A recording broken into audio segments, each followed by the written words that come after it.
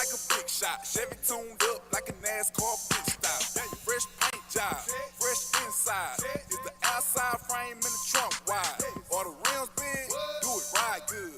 Lean back, right hand on the pine wood. Cream on the inside, clean on the outside. Cream on the inside, clean on the outside. Cream on the inside, clean on the outside. Ice cream paint job. Cream on the inside, clean on the outside. Cream on the inside, clean on the outside. Cream on the inside, clean on the outside. Ice cream paint job. Clean on the outside, cream on the inside. Ice cream paint job. Got screens on the dash, watching Saved by the Bell. Got a house by the bayside. Yeah, I'm living like that. And I'm riding like that. Boy, I'm riding like that. In the steering wheel wood like a baseball bat. Just like RG said, we ready. Whole click straight, lunatics like Nelly. Red Marquis paint job, grape jelly. Or triple BC, big black box Chevy.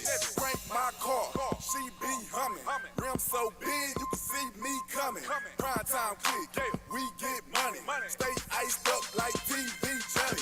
Cream on the inside, clean on the outside. Cream on the inside, clean on the outside. Cream on the inside, clean on the outside. Ice cream paint job. Cream on the inside, clean on the outside. Cream on the inside, clean on the outside. Cream on the inside, clean on the outside. Ice cream.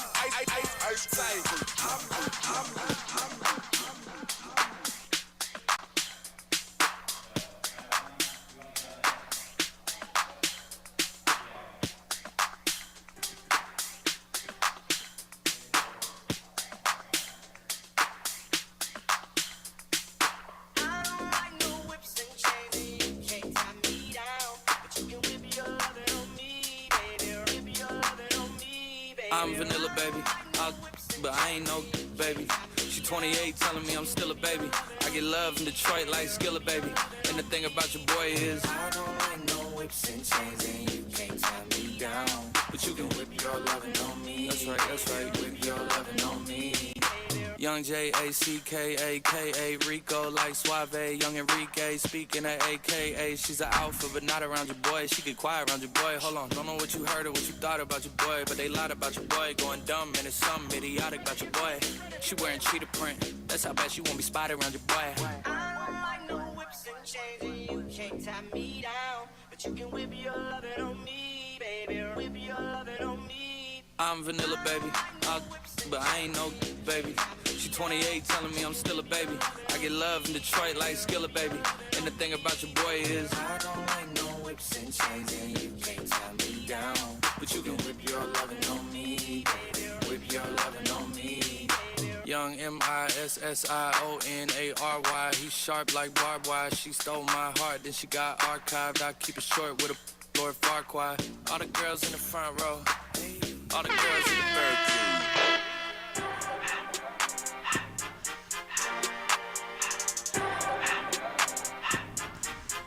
Titans fans, on your feet, let's meet your Corpus Christi Tritons. A defensive back from A&M Kingsville, number 1, Jordan Simonette. A linebacker from A&M Commerce, number 2, Joseph Butler.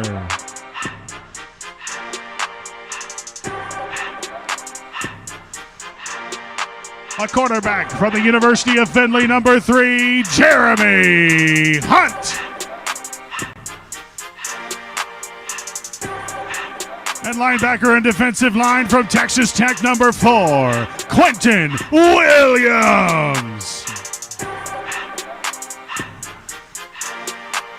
A defensive back from West Virginia, number 5, Jonas Belton. A wide receiver from Virginia Tech, number 6, Hezekiah Grimm.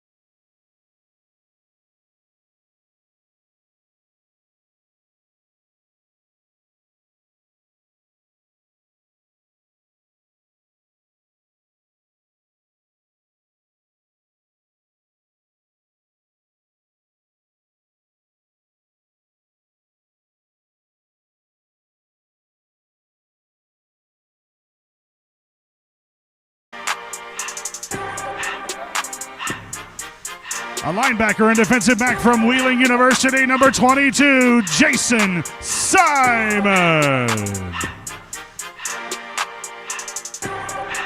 Fullback from Virginia University of Lynchburg, number 23, Callaway Lee.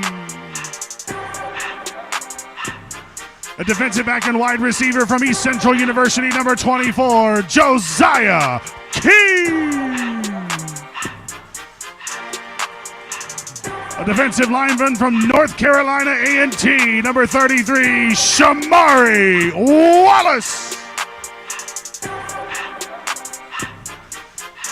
The kicker from Midland University, number 45, Cole Lundy. A defensive lineman from Millersville University, number 52, Chase Salasakis. An offensive lineman from Rangeville High School, number 72, Dylan Graham. On the offensive line from Texas College, number 73, Namdi Banks-Eke. On the offensive line from Hutchinson Community College, number 79, Austin Schofield. And a wide receiver from Presentation College, number 88, Lawrence Plummer. Your Tritons are led by head coach Bradley Chavez.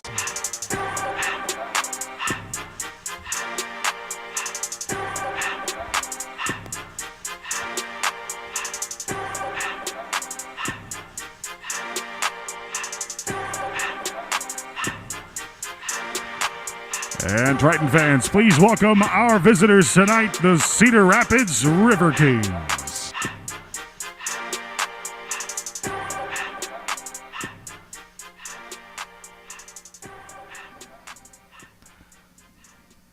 Ladies and gentlemen, at this time, we ask that you please rise and remove your hats for the presentation of the colors. The colors are presented today by the Sea Cadets. And remain standing for the singing of our national anthem, performed today by Kat Cooley.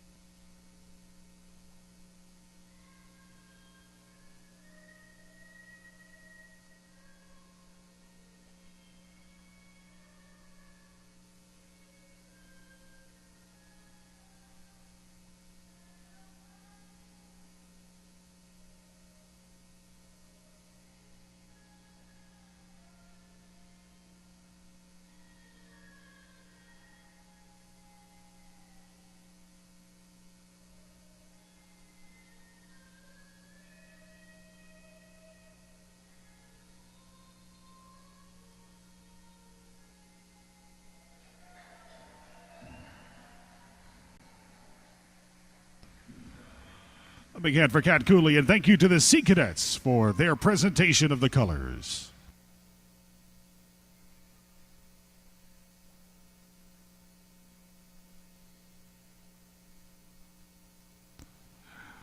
Today's coin toss is done by birthday girl Kat Cooley.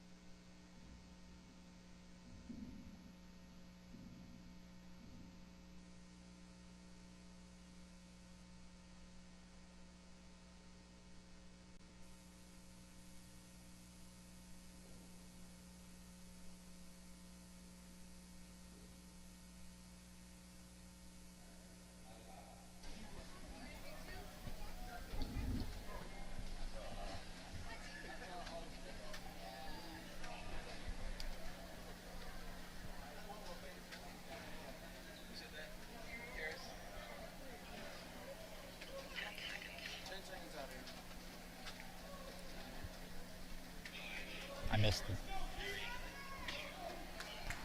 All right, Tritons fans, get on your feet and make some noise for your Corpus Christi Tritons! On the shores of the Corpus Christi Bay, the fans are rolling in for the next installment of the Corpus Christi Tritons Arena football team. I'm Aaron Hammy alongside TJ Vela as the Tritons welcome in the Cedar Rapids River Kings. And TJ, we're back again, another exciting game. Last one, big one for the Tritons, taking down the Amarillo Venom, 76-50. What can we expect from them today against these River Kings? You're going to expect a lot of high-powered offense, great defense, and just great football overall. It's going to be very exciting, and the fans are ready for it. Everyone's piling in here in the American Bank Center, and where it looks like we're going to get the ball first, so expect that Bradley Chavez high-powered offense to get things started early. Oh, if you've been listening to us, we love that Bradley Chavez offense. Can't talk about it enough. It's high-powered. It's creative. He uses his imagination. So we're going to get underway here with the Tritons receiving the kickoff from the Cedar Rapids River Kings. The River Kings come in 0-1. They played 2 exhibition matches, which they took care of business quite well in teams outside of the American Indoor Football League. But they traveled to Harrisburg to take on the Stampede a couple weeks ago, or just last week, and came up a little bit short after starting out hot. So they'll look to try and gain some momentum on defense to start, but the Tritons want that ball. And here we go. That's King taking it out, gets across the 15 and brought down quickly by the River Kings. That's some good coverage there. Yeah, there was that one little crease. If he could have just broke through it, King could have. It would have been a huge return, but no, great tackling there by the River Kings to bring him down and just hold on to him and let the rest of his gang come and make a play on it. And now great field position here for Jeremy Hunt and his offense. And Jeremy Hunt had an electric game 2 weeks ago, against the Amarillo Venom, hooking up with his favorite wide receiver, Hezekiah Grimsley.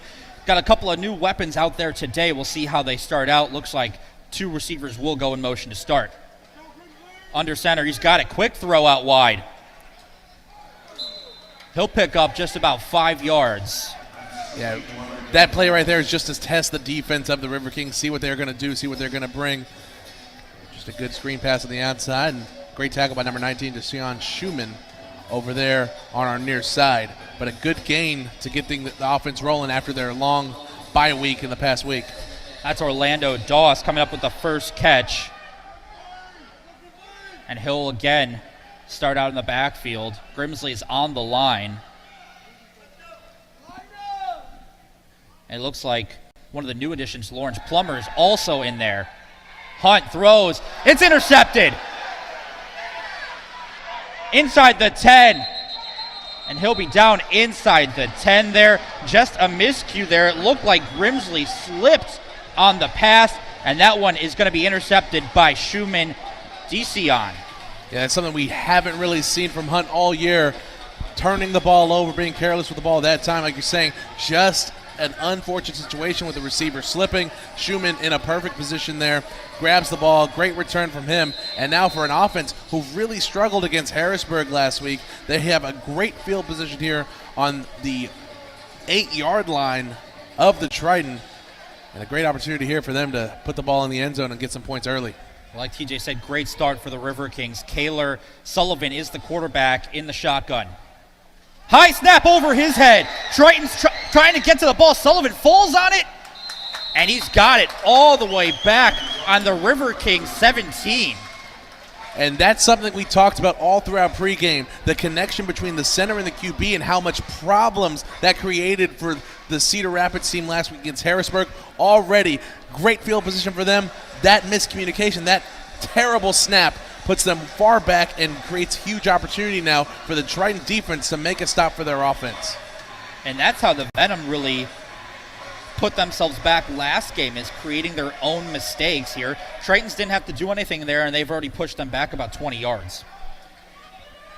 Now it's second and goal, excuse me. Tritons jump quick, no flag. Sullivan, quick throw, long. It's intercepted at the 5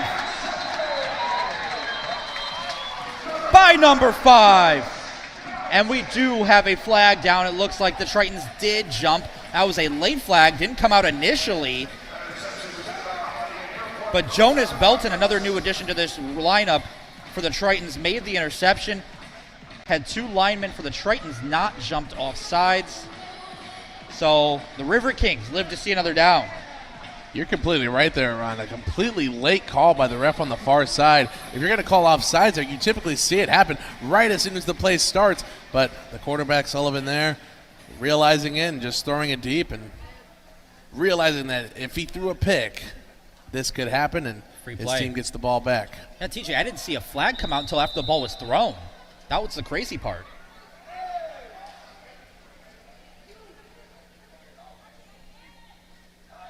Sullivan's got the snap, corrals it, throws it out wide to Donovan Johnson, who picks up a few. And that's the thing, if you're going to sit in zone coverage like the Tritons just did there, you're going to have to swarm on the ball quickly and make tackles, just like the defender did there, number 1, Jordan Seminat. But now it's still 3rd and goal. You see the first down marker out there. They shouldn't be up. It's a long 20 yards before the River Kings get to the end zone and get a fresh set of downs. As the official does take down the marker so that no one is confused. He must be able to hear us in the concourse over there, you know? The River Kings will have 2 wide receivers to the left of Sullivan. Snapped. Sullivan pressured, throws, caught. Touchdown, River Kings.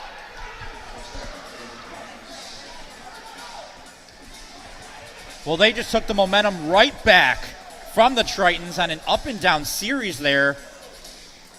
And there's a quick 6 points for Cedar Rapids. And the pocket was collapsing on Sullivan there. Great job by him, just staying in there, staying within himself, and delivering a strike to Robert Major on the inside slant route. Major did the rest there, running it into the corner of the end zone. And what looked like maybe the Tritons defense was going to make a huge stop. Now 6 points on the board for the River Kings, and for the first time this year, the Tritons are down. And they'll go for 2, and there's a false start quickly as the O-lineman just blatantly moved. First touchdown of the game. Sometimes those O-linemen get a little too excited. Appears so. That might be Ricky Neal Jr. on the edge. Or, I apologize. The numbers are hard to see on these jerseys. Trust me, no offensive lineman wants to be called out on the false start. He's probably happy you got the number wrong. Long 2-point conversion. Sullivan's got it. Has to roll out left. Tritons get to him. He throws to a wide open man, and it's good. River Kings pumped up on the sidelines.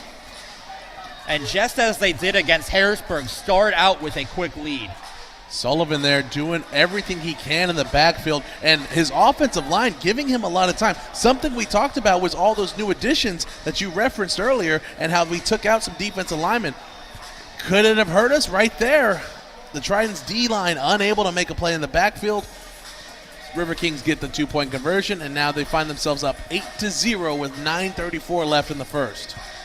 TJ, what's Coach Chavez saying to his offense as they go out there after a quick interception in the first series? Forget about what happened in the last series. You know what you can do, and just play how you play. It was a fluke that you threw the interception, Jeremy Hunt. Let's come back, remain focused, get back to our strategy. It's all going to work out, but we need to put the ball in the end zone here to get that momentum back. Well, they'll try and do that here. Kickoff is low and kicked to the sidelines. Has to be returned. Picked up quickly by King. Gets over the 20 and brought down. Josiah King, the local product, went to King High School just down the road here in Corpus Christi. Yeah, that was a good job by King there, just getting the ball that kind of nestled into the corner and right next to the wall there. King getting the most out of it that he could and putting his team here in good field position. Here we go again for the Tritons. We can't talk about it enough. Their offense is very creative and has been very effective in their exhibition games and first official game. We have a timeout here by the officials. Not too sure why they're calling a timeout there, Ron, but nonetheless, Coach Chavez is going to use this opportunity to come talk to his team and remind them exactly what we just referenced. Hey, you've been in this position before. You know how to play football. You know what you need to do here. Let's move the ball down the field and put it into the end zone.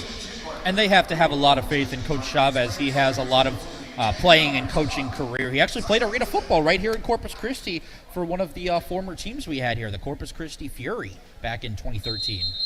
And that's why, yes, he coached at Mill, yes, he did all that, but that's why everyone was so excited when he came into coach here again with the Triton, because he was essentially guy who became a local product, who became a Corpus Christi native through all of those experiences.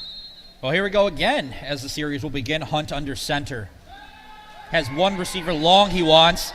Rolls out, and he's got room to run. Quickly brought down by the linebacker. That's a great open field tackle, but Hunt close to the first down marker. Yeah, Jonathan Jones, the linebacker there for the River Kings, doing a good job of tackling the speedy Hunt.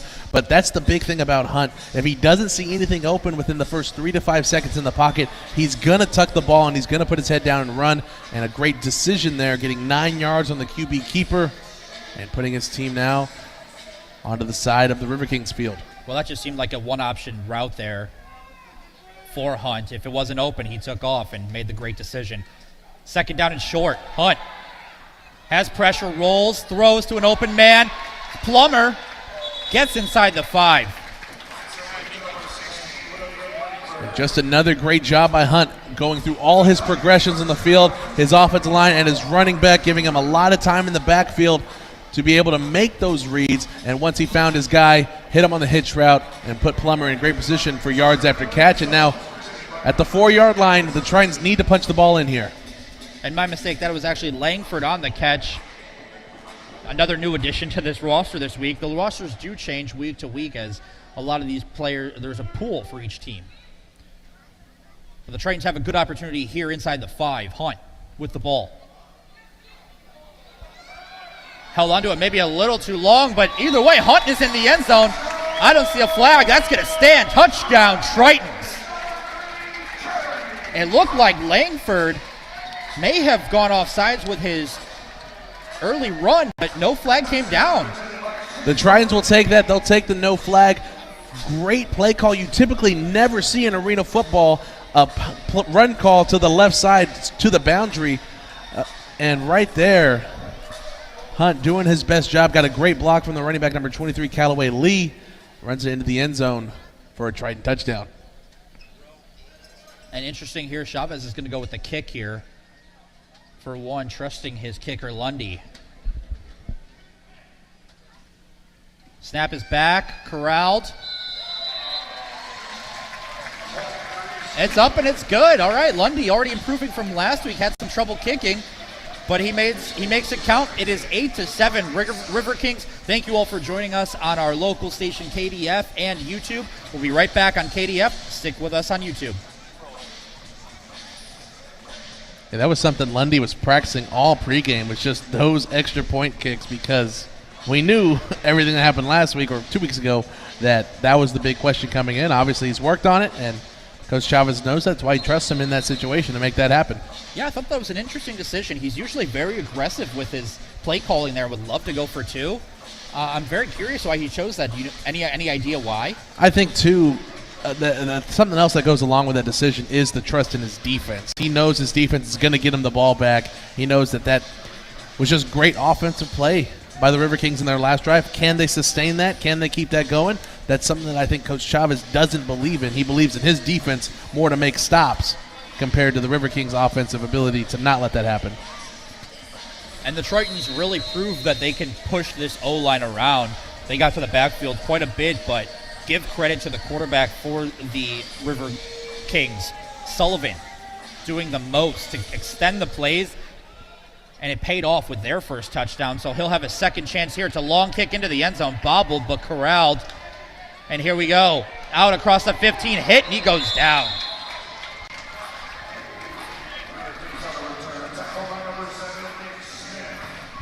And Nick Smith coming across the field there to tackle Tremont Bright.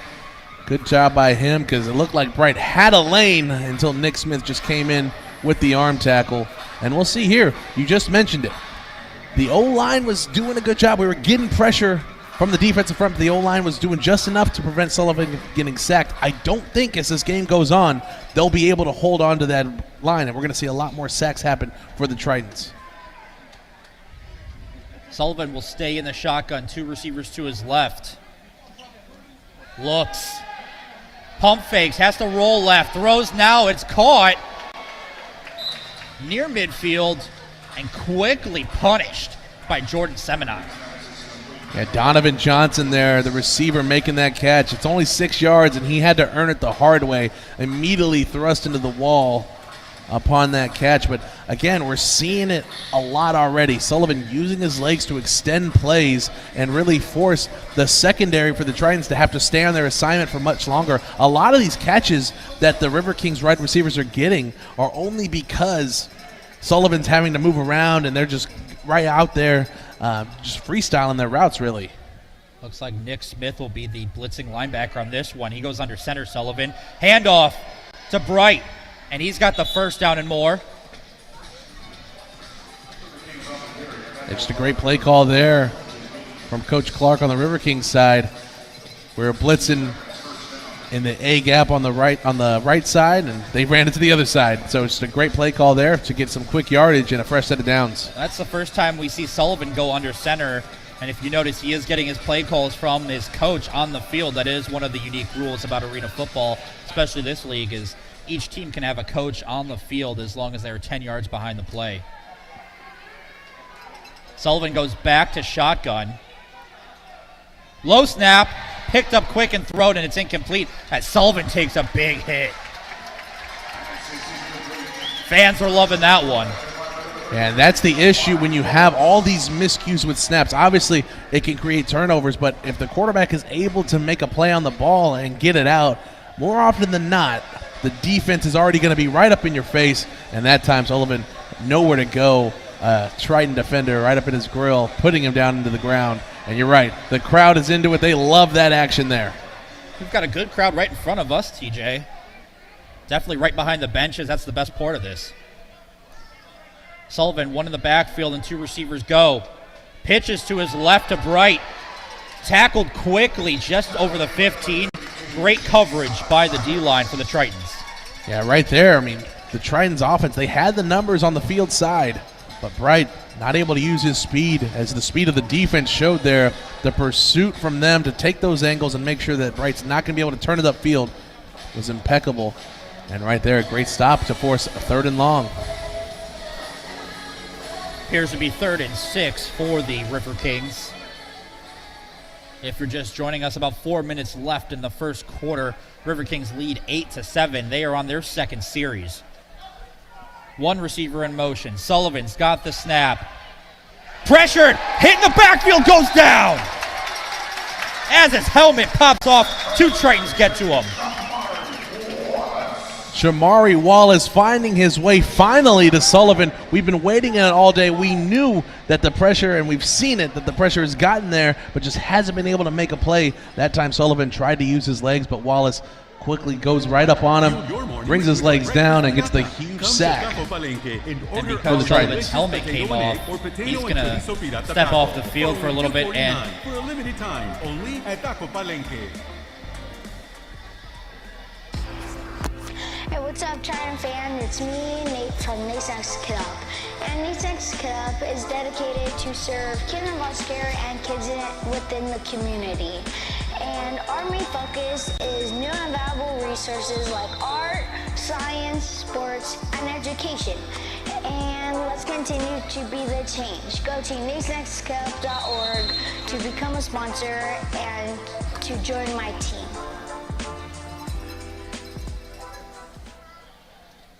all right, so Verlin Reed will be in at quarterback for this play. He's in the shotgun. River Kings need to get to the 6. They are on the 19. Receivers clearly offsides on that one. Some communication problems there for the River Kings, and they'll be backed up. And that's the issue when you bring in a new quarterback like Reed in that type of situation. Sometimes the snap cadence is off. Sometimes the receivers are going to jump it, and a huge mistake there will push the River Kings back 5 yards and make this fourth down play even longer. For the Tritons defensively, you have to guard the sticks. Do not let any play get close to that first down marker, and you give the ball back to your offense with a lot of time left here in the first to make something happen. And next to a turnover, that's the worst thing that could happen for a new quarterback to come in and just be rattled in the first play. And Reed is someone that we saw last week against Harrisburg. He did all right stepping in, but did have some issues with the snap cadence. He had some issues with turnovers. And so we'll see here in this situation how he performs. He's in the shotgun. He's got 2 receivers in motion to his right. He's got it on target now. Long throw, downfield, caught inside the 10, but it's going to be short of the first down.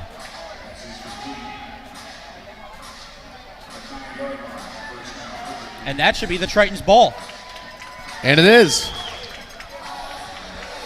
Well, great execution by the River Kings, just a yard or 2 short. Tritons bending but not breaking on that play. But see, in that situation, that's why it's so important to know where the sticks are, know where the first down marker is, because as a defender, you know you can let that receiver make that catch, make that play on the ball. Just make sure you bring him down before he gets to the 6-yard line. And right there, our cornerback did. Great job by him, and it is officially the Tritons' ball. I don't know why there was so much confusion. It's clearly not at the 6-yard line. I think just because no one was standing there near the sticks and it was falling over, and there was just a lot of confusion because of that. This is a unique game for those who are being introduced to arena football for the first time. A lot of different rules, but it's more high-flying, a lot of scoring, big hits into the walls, and that's why the fans come out here and love it. And, of course, 2 weeks ago, the last game, we saw fans interacting with the players because they sit right behind the benches here. Yeah, we saw a lot of fan interaction, both positive and negative. You have the Tritons throwing the football up with fans, and then you have the chirping over on the away side. So it's very entertaining on both sides. Tritons' third series. Hunt. Ball's tipped at the line and falls incomplete. And that was just a great job there by the defensive lineman getting a hand up and deflecting that pass out of the reach of the receiver for the Tritons. Hunt hasn't really had to worry about that. His offensive line has really gave him a lot of time throughout the season, and they've kept the defenders' hands down low, and so he hasn't really had to worry about tipped balls at the line of scrimmage. That was Ricky Neal Jr. on the right side of the line, and their roster lists him having experience with the Minnesota Vikings in the NFL. Hunt, 2 receivers on both sides.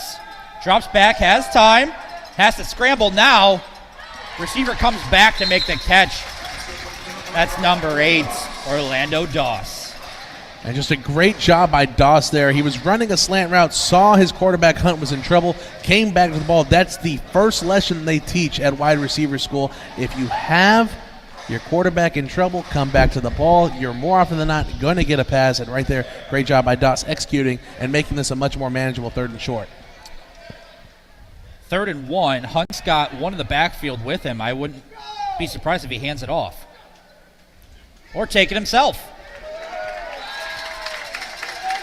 A little bush push gets him the first down. Coach Chavez didn't want to mess around there. He knows his quarterback. He has a big body, and he's able to just go through the offensive line. And so right there, Coach Chavez just electing to keep it in the hands of Hunt and to get the first down and that fresh set of downs. Tritons now getting in a rhythm after the interception on their first series. We were under 1 minute left in the first quarter, though. Hunt goes under center. River Kings not blitzing. Still get to Hunt. And he's got to throw it away. Just a 3-man rush, but we have a flag. And it might be on Cedar Rapids just trying to do too much. But that was Malik Allen in the backfield applying pressure to Hunt. Great job by him getting around the right tackle for the Tritons. But the way it's looking, it might be on Cedar Rapids. Yeah, I'm wondering there if the linebacker came out of the box on that play. And he may have been there in coverage after first going to show and run. With a late penalty like that, that's probably what you're going to get. 5 yards for the Tritons up to midfield.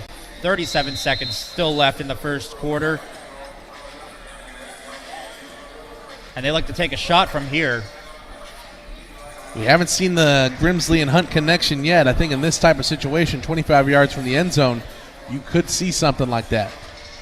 Doss has got a lot of the targets so far. He's out here on your near side. Grimsley is right next to him, going to go in motion. Ball snapped. Hunt. Long throw to Doss. Just missed him. But we called it there. Chavez likes to take a shot when he gets into that position. And especially because he knew it was 1st and 5, so he was going to have a 2nd and 5 situation either way if that pass was incomplete. And so here now in this situation, you'll likely see his original call. And honestly, he might go deep again. You really never know with Coach Chavez and what he wants to do. Orlando Doss getting another good target. We didn't see a lot of him in the last game, but I think that just comes with experience now as more weapons are coming for the Tritons. But that'll be the end of the first quarter. We will take a break over on KDF, but stick with us here on YouTube, and we'll continue the action.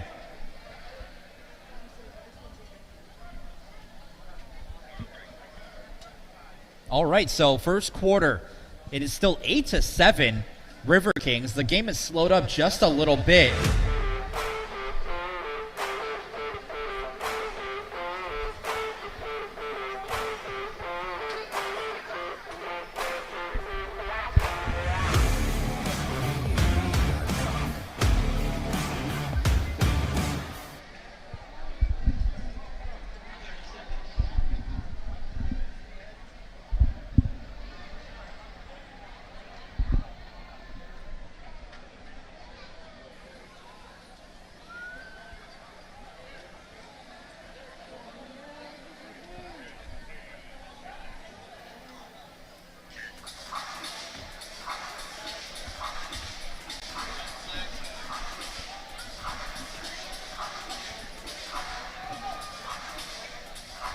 And welcome back, ladies and gentlemen, for the start of the second quarter. Corpus Christi Tritons trail by 1 against the Cedar Rapids River Kings, 8-7. Tritons ball here. Hunt wants to go long again. It's floating up there. We got some contact before the play, but ref's going to say that was not catchable. Just a very shocking first quarter, I think, Iran, just with how this game has played out so far. I don't think we expected the Tritons to only score 7 in the first. We definitely didn't expect a turnover from Jeremy Hunt. And for right now, offensively, we just haven't seen the same Tritons offense that we've seen the past 2 weeks. The River Kings D-line seems to be causing some problems even with just a 3-man rush, although not getting to Hunt, still giving him some concern. And Tritons not able to make the plays they did in the last match. 3rd down here and 5. 2 receivers to the Hunt's left. He's got one across the middle, but he's taken down to the backfield. Big hit for the River Kings. Back towards the original line of scrimmage, and it's going to be a 4th and long for the Tritons. Back in their own territory. And that's Malik Allen again on the sack, coming around the right tackle and making a great play on Jeremy Hunt. And Hunt, who really hasn't been sacked a whole lot this year, only sacked once against the Amarillo Venom a few weeks back, has already been hit multiple times, sacked once. He's not feeling too comfortable in the pocket right now, and that could spell trouble for the Tritons if that is not fixed. Well, I think we could start the old debate, rest versus rust here, with the Tritons having 2 weeks off. Almost stripped in the backfield. Long pass is broken up at the end zone. That's Grimsley being targeted there, and it'll now be a turnover on downs.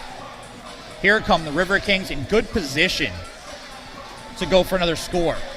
Yeah, right there, Jeremy Hunt and his offense just trying to make something happen. You can't putt in arena football like we've been over.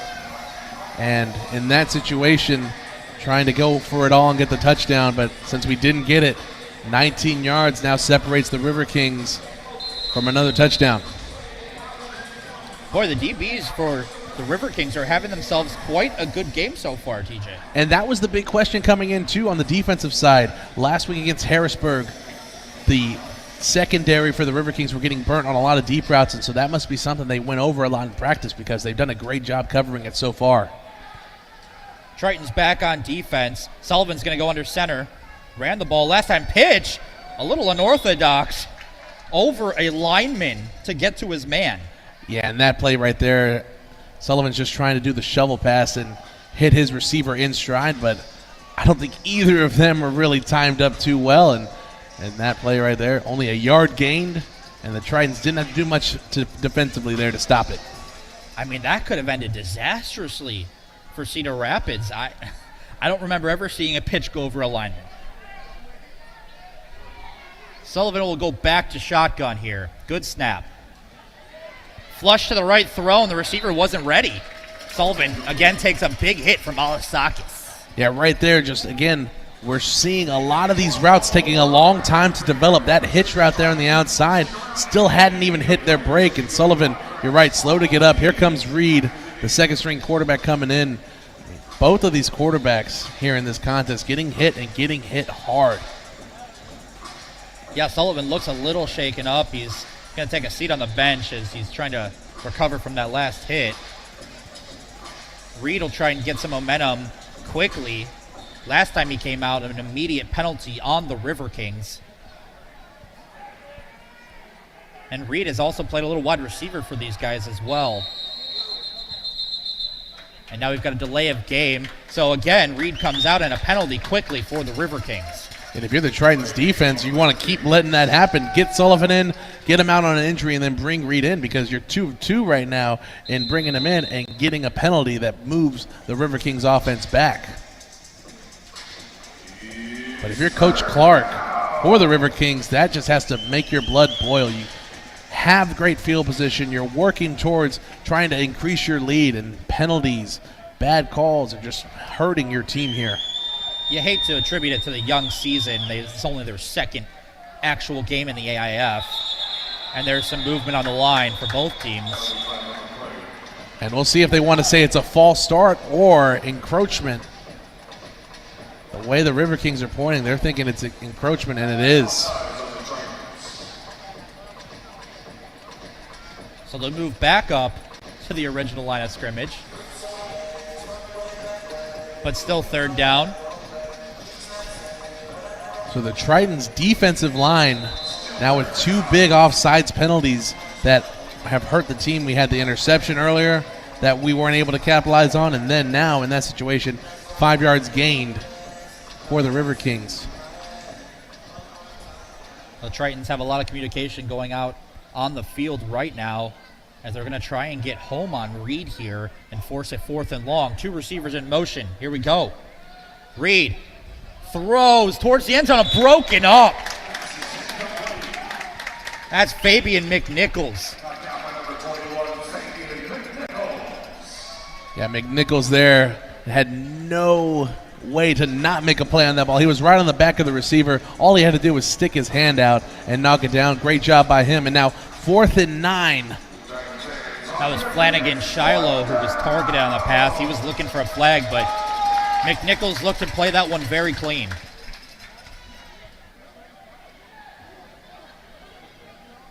Again, a 4th down forced by the Tritons. Reed's going to need some magic here as the Tritons are going to be sending 4. Here it comes. They get to the backfield, but he gets it off.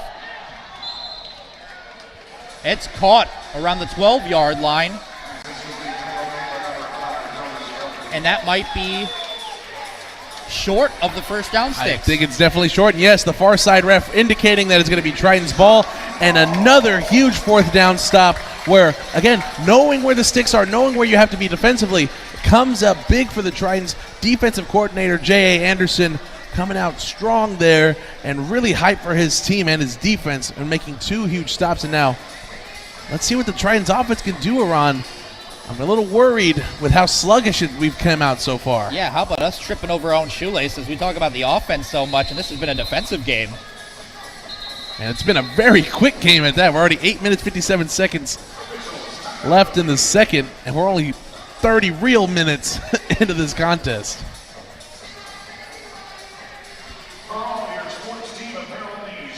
Well, we're going to get a timeout here as these guys are going to talk it over. The Tritons haven't had as much success on the offensive side as we've seen in the past in their exhibition and their game against the Amarillo Venom, who, by the way, played their 3rd game of the season earlier this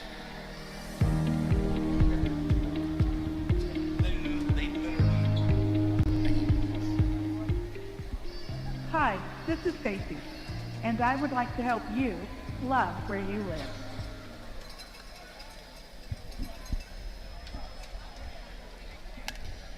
My apologies. The Amarillo Venom played the Columbus Lions for the 2nd time this season, and they had a rough outing once again, TJ. Columbus Lions took care of the Venom once again in an even bigger fashion than the first time. But we're back here with the Tritons and River Kings. Hunt's got the ball. There's a flag down, and he's just got to throw it away. Yeah, we're likely going to be seeing holding called on that one. I think that's Malik Allen again on the top side of the line. And no, it's actually going to be the formation issues that we heard on the previous side. Okay, so that's been a problem for the River Kings now twice. They're still trying to sort some things out. And that's one of those situations where as a linebacker, if you're saying you're going to blitz, or as a defensive lineman, if you know you can only be in certain gaps, you have to play that assignment. Because if you don't, it hurts your team here, gives the Tritons free 5 yards. And if we've seen anything with what Coach Chavez and what he's going to do on free plays, we may see a deep ball here. We go 1st down. Ball's handed off, and quickly King goes down. Backfield was disrupted very quick.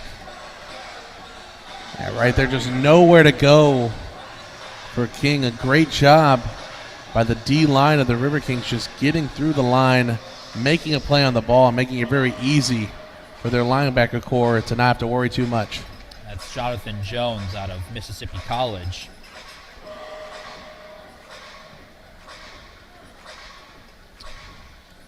And you know what? The River Kings have had their chance to get this right. They had 2 exhibition games where they only gave up 14 and 6 points. Yeah, but again, one of those teams didn't even have a real name. It was just Missouri. Touche. Hunt dropping back. He's got time. He's got a man wide open. It's Doss. Doss across the 15, 10. And hit. Out of bounds by his counterpart, the other number 8. And right there, finally, Hunt had enough time in the backfield to let all of his receivers' routes develop. He went through his progressions, and finally we see what can happen when all of that happens and comes together. Doss open over the middle, huge yards after catch, and now the Tritons threatening here at the 9-yard line for the River Kings. That's the first time we've heard the crowd in a while here as the offense gets moving inside the 10-yard line now, under 7 minutes until halftime. Tritons down 1. Hunt's got the snap, quick throw to the right. It's Doss taken out around the line of scrimmage. Yeah, screenplay over on the right side, but just a great job defensively by number 17, Terrell Carey, getting over there, not letting the offensive lineman get to him, and making a great play on the ball for no gain for the Tritons.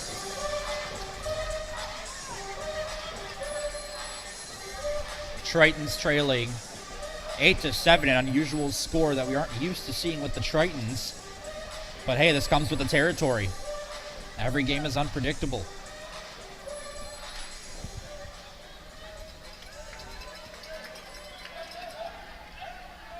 And it looks like, yeah, the Tritons were trying to figure out a game plan there, and the play clock ran out on them.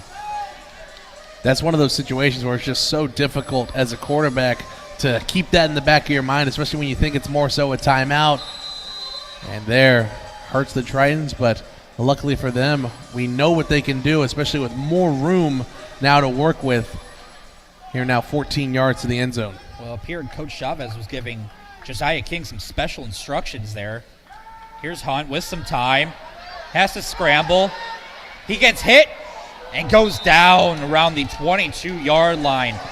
The Tritons just keep going backwards. Now Billy Massanger, he was the QB spy on that one. Great job by him not falling for the pump fake from Hunt, staying on him and making a great play, the great solo tackle to keep Hunt from doing anything with the ball there. And what started out as a 1st and goal at the 9-yard line has now turned to 3rd and goal from the 22-yard line. And it's not looking good right now, Ron. Yeah, like you mentioned, 3rd and long. Those DBs have just have the wide receivers wrapped up. Not many plays where Hunt feels comfortable throwing it downfield. Well, and then along with that, too, he's having to move around a lot. Last game against the Venom, he wasn't having to do too much scrambling or anything like that. All right, well, we'll step aside during this timeout on KDF. We'll be right back.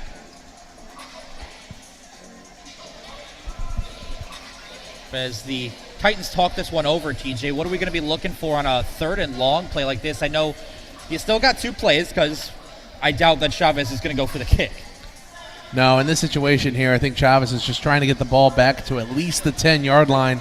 Anything closer than that would be great. He's just trying to get back as many yards as possible so he can make that 4th down play, the one where he puts the ball in the end zone. Just under 5 minutes here.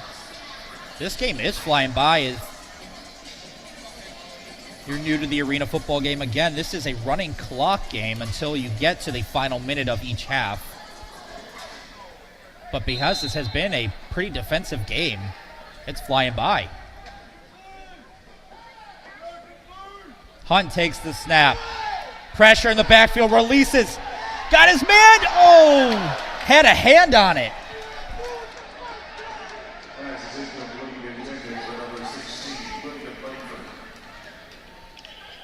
Langford almost making the play on the ball there. Just had a great defensive play there by the River Kings secondary. You thought maybe he was going to come down with it, but no, unfortunately for the Tritons, not the case.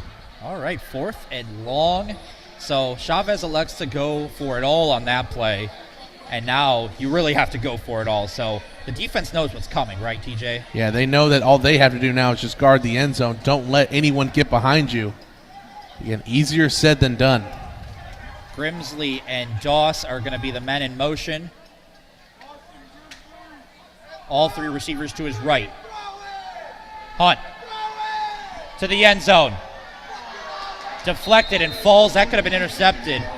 But either way, it's going to be River Kings' ball in, again, good field position, and fortunate they didn't pick it off there. No, that's basically what happens there. I think Hunt was maybe looking for an interception there because it turns into a punt-like situation where the field would switch and everything could happen. But now, after that, we want to welcome back in everyone on KDF. I'm Iran Hammy alongside TJ Vela.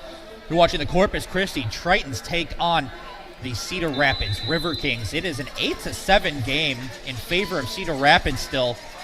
Low scoring, unusual for the Tritons so far from what we've seen in their exhibition and regular season games. Reed's back in at quarterback. Shotgun, 2 receivers in motion. He's got 3 minutes to work. Quick pass out to the left and knocked out immediately. Yeah, great job by Jordan Seminot there, breaking on the route and making a great tackle on the receiver, number 7, Donovan Johnson. But we'll see here the third time the Tritons defense has had to go out there and try and make another stop to get the ball back to their offense. Hopefully third time is not the charm for the River Kings.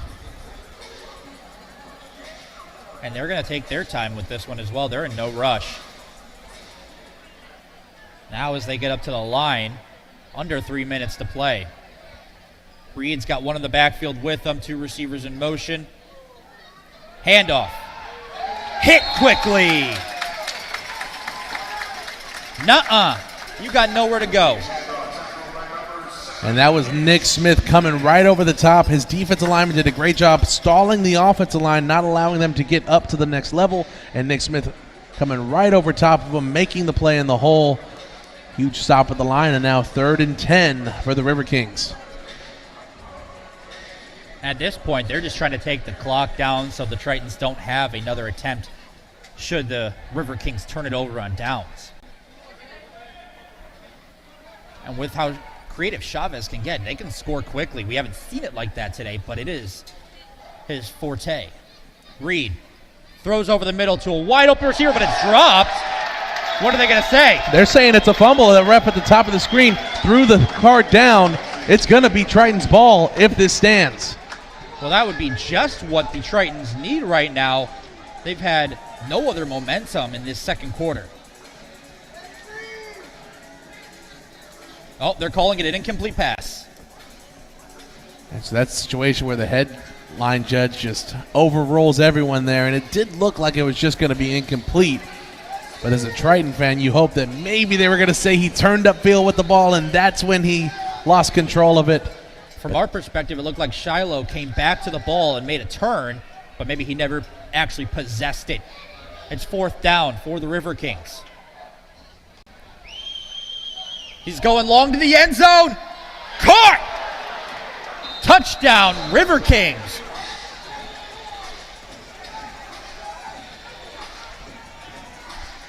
And that's the same guy we thought fumbled the ball earlier, Shiloh Flanagan, just making a great play on the ball. Reed just throwing it up and letting his receiver work, and right there, the secondary for the Tritons just not able to make a play on it. And a huge score with 1:18 left in the second quarter that now gives a 7-point lead to the River Kings. No, that is huge for the River Kings, who have held the Tritons to just 7 points, only scoring once in the first quarter. Nothing here in the second quarter as we are about to hit the 1-minute warning. Shiloh did great to go up high and pinpoint that ball over the DB. And now Reed will take the snap for the 2-point conversion. Quick throw, incomplete. So it's River Kings 14, Triton 7 with 1:18 to go. We'll be right back on KDF.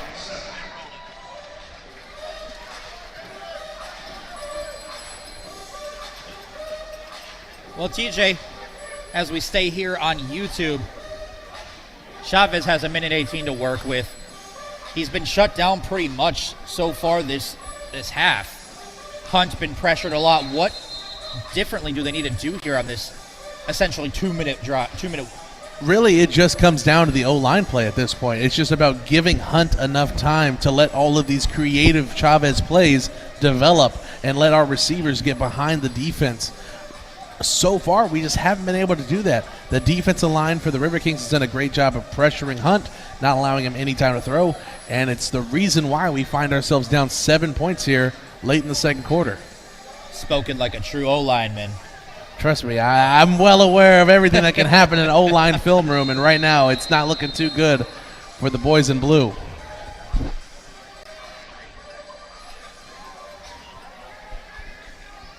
Welcome back on KDF. River Kings get the crucial score late in the second quarter to go up 7.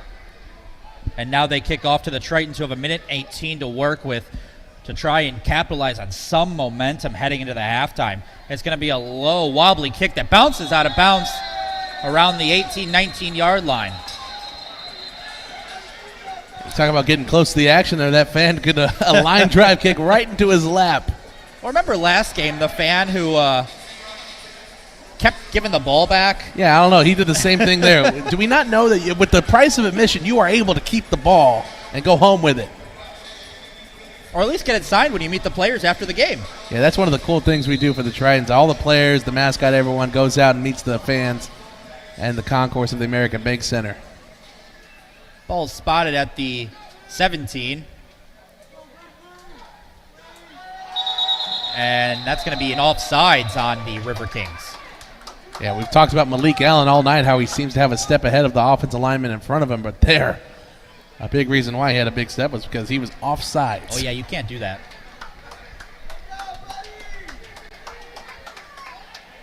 Okay, so with only taking 4 seconds off the clock, they'll move up at least 5 yards here. But the clock continues to run, and now we are at the 1 minute warning, TJ.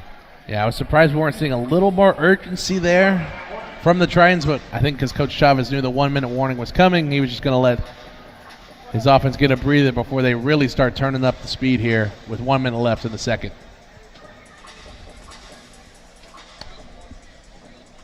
Well, very interesting game here for the Corpus Christi Tritons, who are 2-0 on the season. Very different from what we saw against the Venom, but the Venom are a different team as they, again, are looking for their first win, and so are the River Kings here leading the Tritons 14-7. What have you noticed so far that the River Kings are thriving on, TJ? Right now, it's just their defense. Their defense has really kept them in this contest and given their offense a lot of opportunities to score. I think, though, collectively as a team, Coach Clark and his River Kings are really just making the decision to play great football and try and get their first win in the conference. We have not seen Hezekiah Grimsley make a play yet. There's a high throw by Hunt as he is hit and goes down. Well, there's that defensive line again for the River Kings causing havoc. Yeah, that havoc made Hunt miss a wide-open Plummer who, after the hitch route, he would have had a lot of room to run over there on the far side. They're knocking on the door and trying to take down Hunt for the third time this half. Hunt gets the direction from Chavez. They're still at their 22-yard line with 2nd and 5. Hunt. He's got room. Throws it. There's a first down. And they got to go quick. Yeah, they got to go quick, but there's a flag on the play, and it might be bringing it back. It's a holding on the Triton. And they just cannot catch a break today. They're just punishing themselves. Yeah, the offensive line play has been very subpar today, and it's cost the Tritons opportunities. That time, it cost us a first down because of the holding and puts us back way back there in the field of play. Well, they've got to get to the River Kings 23. But right now, they're on their own 13. And now we'll see if Coach Chavez even wants to test it with 45 seconds left in the second quarter. River Kings have been tested and handled everything Coach Bradley Chavez has thrown their way so far. Hunt got to come up with something here. Here's a wide open man. That's Grimsley finally. Grimsley making the footwork work.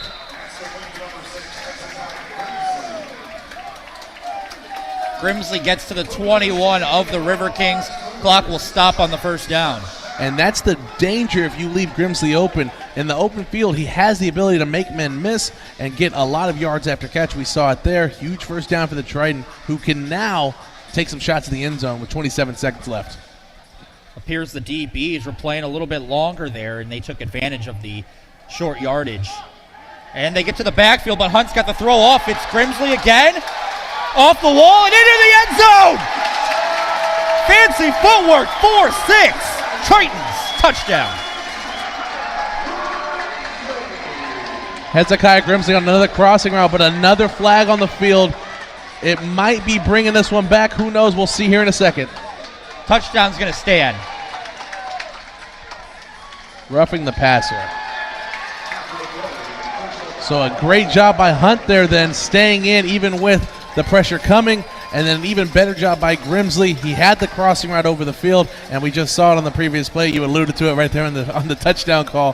Fancy footwork puts him into the end zone, dodging and weaving through this River King defense. And a huge score, Aran, a huge score with 20 seconds left here in the second quarter. Boy, Grimsley did just about everything. Duck, dip, dodge, dive, and dodge. Yeah. And we were waiting for it. You've been saying it all game. He hadn't had a catch. He hadn't really made anything happen. Right there, 2 plays back to back. It's in, and we're in the end zone. It was reverse psychology, TJ. You're trying to voodoo it. That's all you're trying to do. You're trying to jinx it. I believe in that atmospheric karma. I hear you, man. I hear you. We got a flag on the field during the 2-point conversion.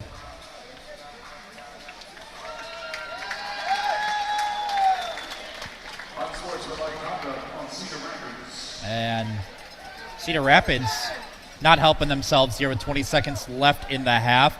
Can I say it's been an offensive explosion since there's been 2 touchdowns in a minute? I guess so. I mean, that's the only way we can put it in this type of situation.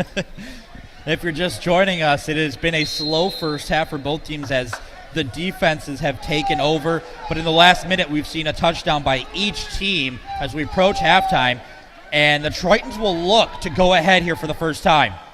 Hunt throws over the top, and it's Grimsley again. Yeah. Oh, love that. He got the stickum on his gloves. Oh, my goodness. 3 plays in a row to Grimsley. And if that's the way we got to go the rest of the game, we got to do that. That's a replacements callback, and I love it. It's 16-14 now for the Tritons. As we approach halftime, 20 seconds left. We'll be right back on KDF.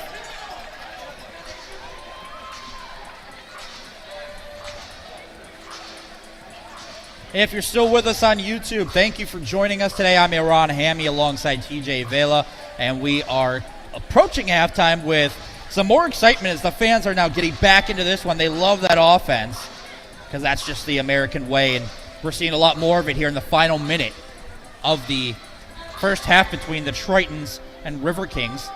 And there was a scoreboard error. I thought it was a 2-point conversion and not a 3. It is 15-14 Tritons. Everyone's still learning, Aran. Everyone's still making sure that things are right here. But you're right. The low-scoring affair really took the fans out of it for a little bit. I mean, a lot of the old-school type of fans love defensive contests, but in today's day and age, people love high-powered offense. They love scoring, and that's what you expect, especially in arena football.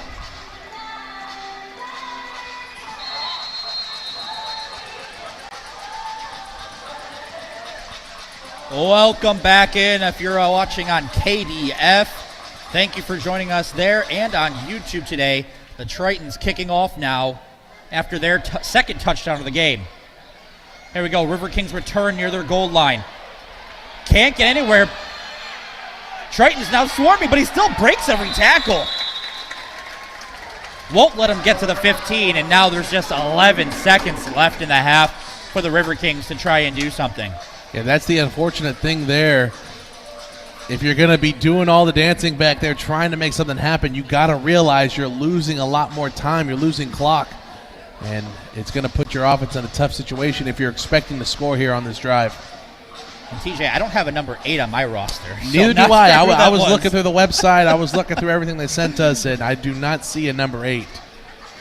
And it appears the penalties from the previous drive will be enforced now. So an even taller task for Cedar Rapids. They're backing up to Cedar Rapids right now. 1,300 miles worth of unsportsmanlike penalties. Woof. Again, if you missed our pregame coverage, I cannot imagine being on the bus that long. The Cedar Rapids River Kings drove here from Iowa, and I mean, plenty of time to watch a lot of movies. They could have binge-watched a lot of series on Netflix. 11 seconds left. Reed comes back in at quarterback under center. Throws to a wide-open man at the 20, but taken down. Clock should stop. But timeout, River Kings as well. It looked like Johnson there, who made the catch, was way off sides, but it just wasn't called. Either way, first down for the River Kings, and Coach Clark calls timeout to stop the clock at 6 seconds. Yeah, you heard the fans clamoring for a flag there. I looked over at the official on the line, did not see him budge. But now all the Tritons need to do is hold the goal line. With 6 seconds, you got to think there's only time for one more play. If the River Kings are going to do anything, it'd have to be a short, quick pass and then call another timeout just to make it a little more manageable to get the ball into the end zone. For the Tritons defensively, it's very similar to those fourth down stops. Don't let anything get behind you. Guard the end zone and just make the tackle when you're called upon.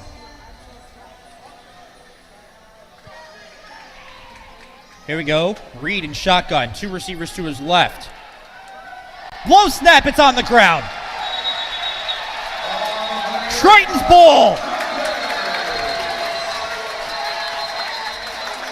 Turn of events. A huge mistake there by the River Kings. They were trying to do a trick play, snapping it to the running back, and just the bad snap that we've seen all years from them so far cost them a huge spot here. Now it's going to be the Tritons' ball, and if you think Coach Chavez isn't going to take a shot at the end zone, you crazy, man. And a timeout by the Tritons. Oh, excuse me, I thought they were signaling timeout. The Tritons have 3 seconds, so just the last play of the first half, and they could really extend the lead here. Something they've been struggling to do. They just captured the lead for the first time 17 seconds ago. And this is huge because we don't get the ball back to start the second half. So if they're able to put the ball in the end zone here and score, it could be great momentum heading into the second half. Grimsley's here on the near side. Hunt, quick throw, high, too high. Too high for number 4, Quentin Williams. So that'll be our halftime score. The Tritons head into the break, leading by 15-14 in the defensive battle that we've seen so far. Stick with us after the break on KDF. We have much more action planned for you.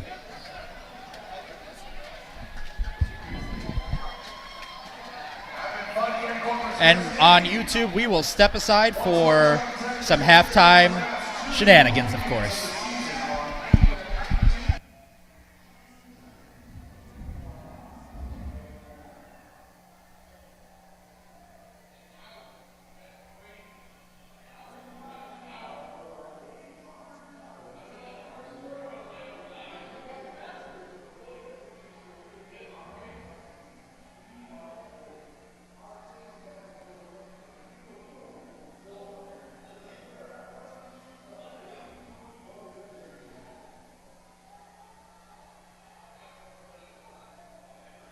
Okay, and now kicking is, go. What's your name? What's your name? Derek?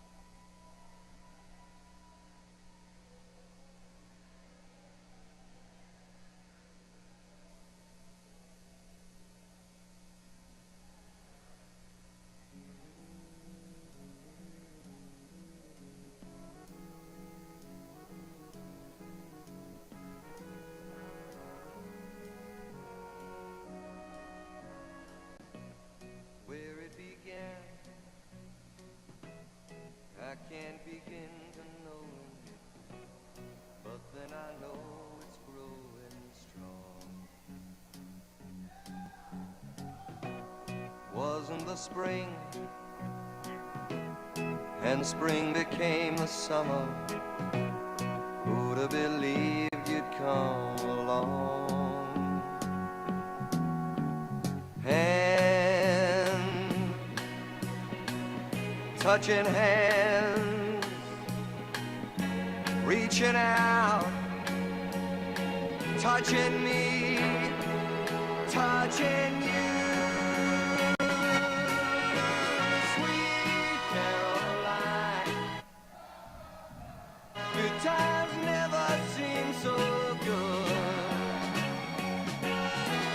I've been inclined to believe there never was, but now I look at the night and it don't seem so lonely. We fill it up with only two. And when I hurt, hurting runs off my shoulders. How can I hurt when holding you? Warm, touching warm, reaching out, touching me, touching you.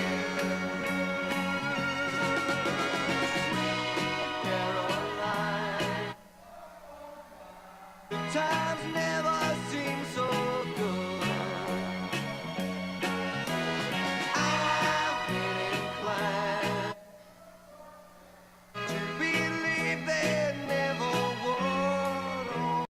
Oh, no,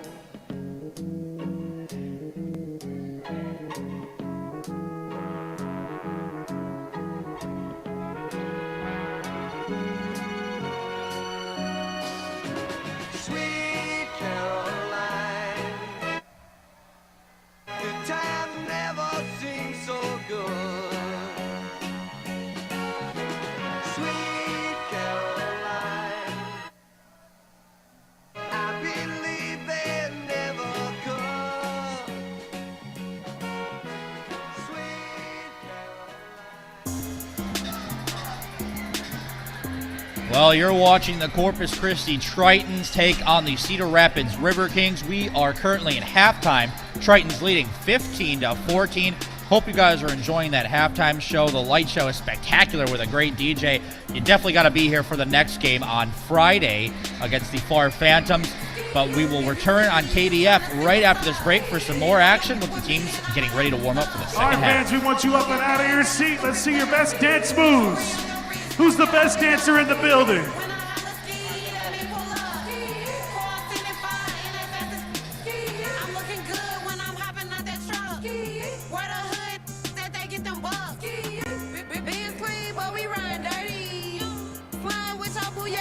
Okay, I don't know if it counts if you're sitting in your seat, though. You gotta get up out of your seat and dance. He's got the right idea. She like Stacey, why you hurt me? Took him down up the Yankee. When you give me, put that all on my backside. I'm a hood, sitting courtside. There we go. Got his back right. Look, I'm from the north side. If you see me and you tryna see what's up, he wanna with me, then I'ma have him stuck. Looking bad and got a stupid butt. Jewelry on your wrist, you hold it up. When I holler ski, that mean pull up. Car sitting fine, and I fast as I'm looking good when I'm hopping out that truck. Where the hood that they get them bucks. Big sexy, I'm the chosen one. I drop a bag on your head, I got a lot of fun. And I got them shooters in the cut, they got a lot of guns. Put my mud on your, he gon' blam some.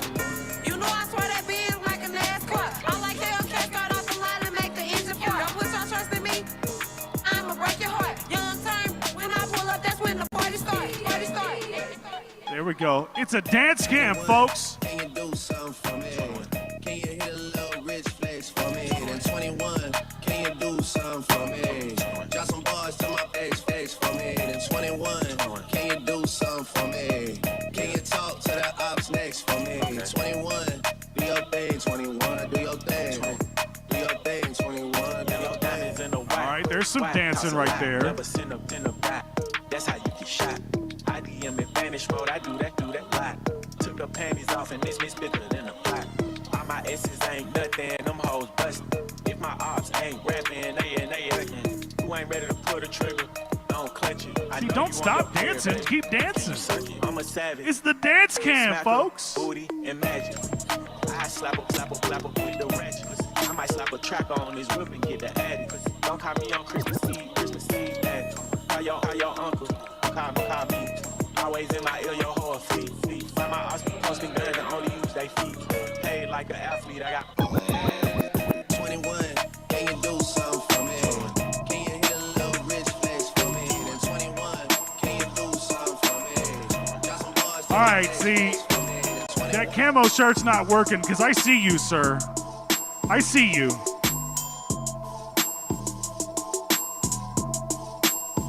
That's what I'm talking about. Real, say that a lot. You can tell how I talk and the way that I rock. I'm a straight shooter, no sugar coat, no booger sugar. Never had a nose full of.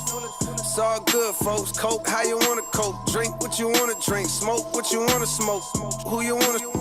Just as long as she down. If she not, then run along, boy. It's too many fish to be pressed about it. Stacking too many chips, could care less about a fit. I'm missing dirty kicks watching YouTube. I'm cutting grass and designing like it's FUBU. I got a real thick gal, wanna sit on my lap. No BBL, you could tell she just built like that. You ever walk into a spot knowing every pop? It's not a whole lot of that done felt like that. But there I go, there I go, there I go, there I go. Yeah, it's me with the inside out tee. Low key, only show up for a large fee. There I go, there I go, there I go, there I go. Yeah, that's him, pay the arm in the There we go. Cause they know to jump out the gym for Some moves.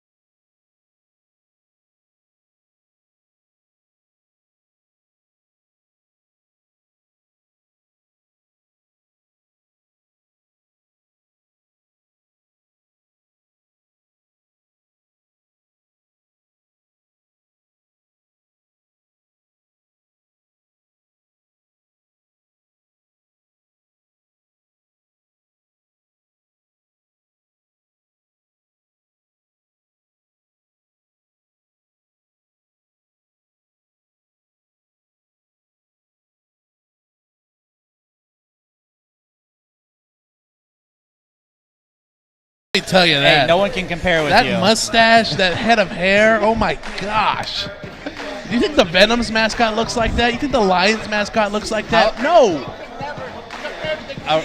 I'm still trying to figure out what a River King is. So as soon as someone can let me know on the YouTube comments, I'd be gladly to be schooled today. To be frank, I don't even think they know what a River King is. Well, coming from the Midwest, I always have to ask. I don't know what a Hoosier is either. Again, I don't think anyone knows what that is either. All right. We are approaching the second half here, so we will take our last break over on KDF before we get the action going again with the Cedar Rapids River Kings receiving the second half kickoff. So we'll be right back after this break.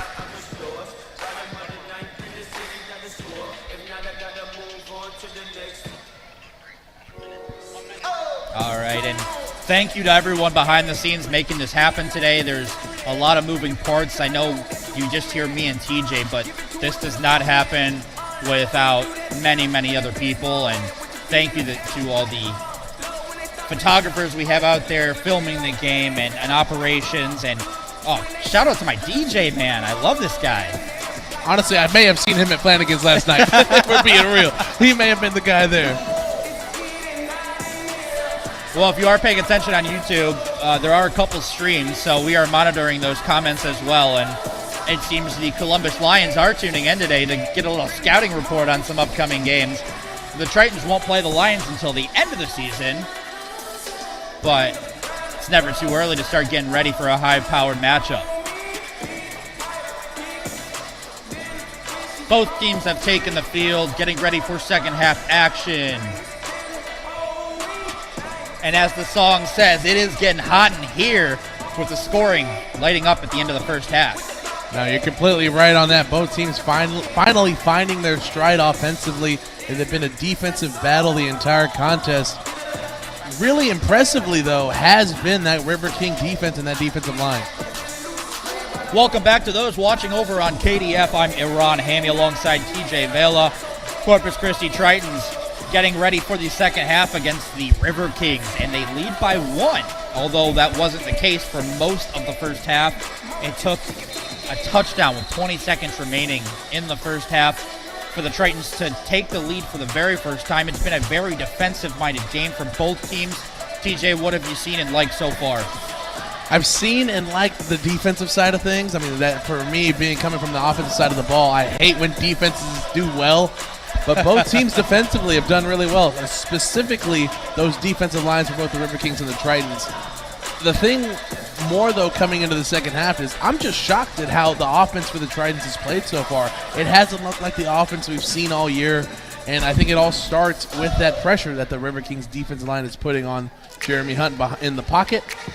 But the great thing, what did we see at the end of the first half? We saw the offense start picking up, and so hopefully Coach Chavez, Jeremy Hunt, everyone in the locker room knows what they need to do now to get things going and create a great second half. But it's all going to start with the defense and making a stop to get the ball back to the offense for the Tritons.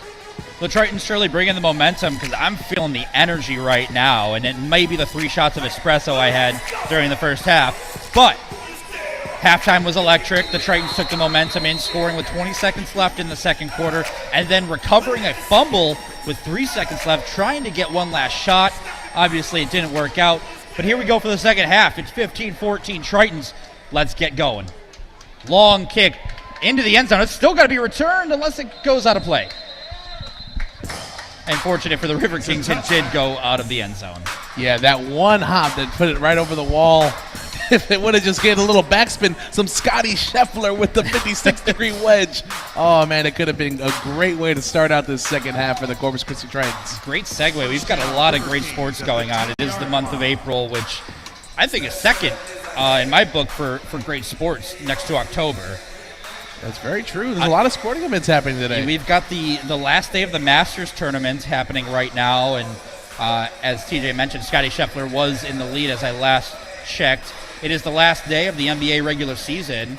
It's the last few days of the NHL regular season. And, of course, we just had March Madness wrap up with a historic run from UConn. So if you're a sports fan, you got to be loving all of this. I think the last time so many sports happened in one day was June 17th, 1994. I wonder what happened on that day. I don't know. Just a lot of sports. Second half underway with Reed under quarterback for the River Kings. It's a quick throw to the left. He's got Donovan Johnson, who's out near the 20.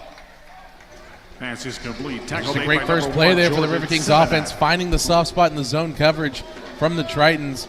Johnson making a great catch on the ball, just holding on to it, getting the first down for his team. One play, 10 yards. Can't beat that offensively for the River Kings. Verlin Reed starting to gain some traction under his feet. Now it's been a dual quarterback system here for the River Kings, but I see their other quarterback, Kaylor Sullivan, on the sideline without his helmet or pads, so he may be done for the day. Yeah, he was taking a lot of hard hits there in that first half, and yeah, you're right. He looks like he's done for the day. And there's going to be a jump on the offensive side of the ball. Back him up 5 yards. On Cedar Rapids. Yeah, the guard and the center were trying to communicate and figure out what they were going to do on the blitz from the Tritons, and he just came out of his stance, took a step, and that's going to be a penalty. Also great about this, TJ, is that I can hear everything the players are saying down there. You can hear everything. It's a very intimate experience when you think about it, with the fans being so close, with us being so close. We are really right on top of the action here at the American Bank Center. 2nd and 15 for the River Kings, trying to gain their offensive footing once again. One receiver in motion. It's handed off, though. He's got room to run. There he goes. Breaking tackles left and right at the goal line, and he's in. Touchdown, River Kings. How about that for taking the momentum back? And just a great play call there from Coach Clark of the River Kings. I think that was number 18, Billy Massinger. Really, just once he got through the line, you had the misdirection in the backfield. Once he got through the line, there was not much for him to do besides outrun everyone else. And once he did, it was pay dirt, and the River Kings get their lead back after only a minute 45 comes off the clock. Oh, an offensive lineman there for the River Kings did limp off on that play, but like you mentioned, great play. The motion moved everyone to the right side of the field. He had all the daylight in the world on the left side. Cakewalk. So the River Kings will go for 2 as they take the lead once again. Reed calls his own number, hit by 4 Tritons, 5, 6. You can't go anywhere. Conversion is no good. And that's something right there that the Tritons pride themselves 20, on, gang Tritons tackling. 15. Once you get your first guy there, hold him up, let everyone else come through, make a play on it. We saw it right there. Huge stop to not let that 2-point conversion get through. And now only down 5 with 13 minutes, 15 seconds left. It's 20-15. Tritons ball after we take a quick break over on KDF. Again, thank you all for joining us. If you're watching on YouTube today across the country, wherever you may be, I know a lot of arena football fans out there, or if you're just in competition across the AIF scouting your next opponent, the Tritons and River Kings. River Kings still looking for their first win in regular season play. Have had a couple victories in exhibitions, and because of the way things have played out, a lot of teams will be playing exhibitions throughout the season. Here's the kickoff. This one's a little bit more lofted and caught around the 8-yard line for King. He's got room. Oh, and brought down at midfield. If he breaks that tackle, he's gone. Literally one tackle. All he had to do was break, but nope.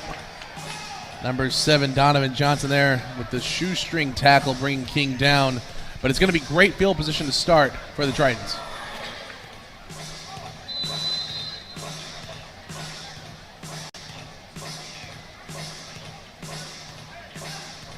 Welcome back in on KDF. The kickoff was returned to midfield for the Tritons, setting them up for a good position to attack once again, now trailing 20-5 after a quick strike by the River Kings to start the second half. Hunt on the ball. Open man, that's Grimsley again. He's getting involved now a lot more, and you know, that was the key to success last week, and I think they finally figured it out.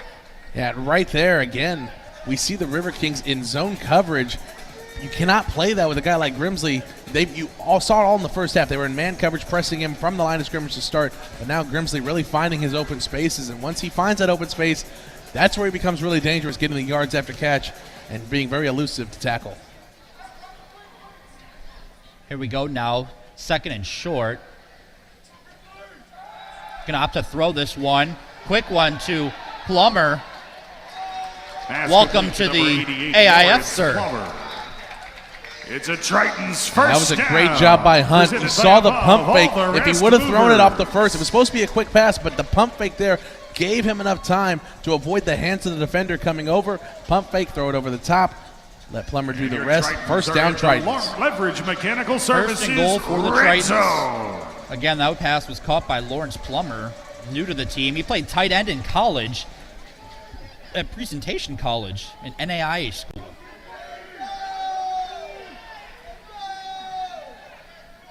Tritons cruising here. Pump fake by Hunt. He's got a scramble. Oh, he had an open man and just overthrew him. Hunt a little off keel here tonight. Yeah, right there, Hunt was looking for Grimsley as his first option on the out route. He was covered nicely, so he didn't go to him. Tried to scramble a little bit and just missed Doss there. But you're right, Ron. We haven't really seen Jeremy Hunt miss as many wide-open receivers this season as he's done tonight. And right there, that would have been an easy 6. That would have been the lead back for his team. I know he's punching himself internally trying to say, I should have had that one. Another shot for the Tritons, 2nd down.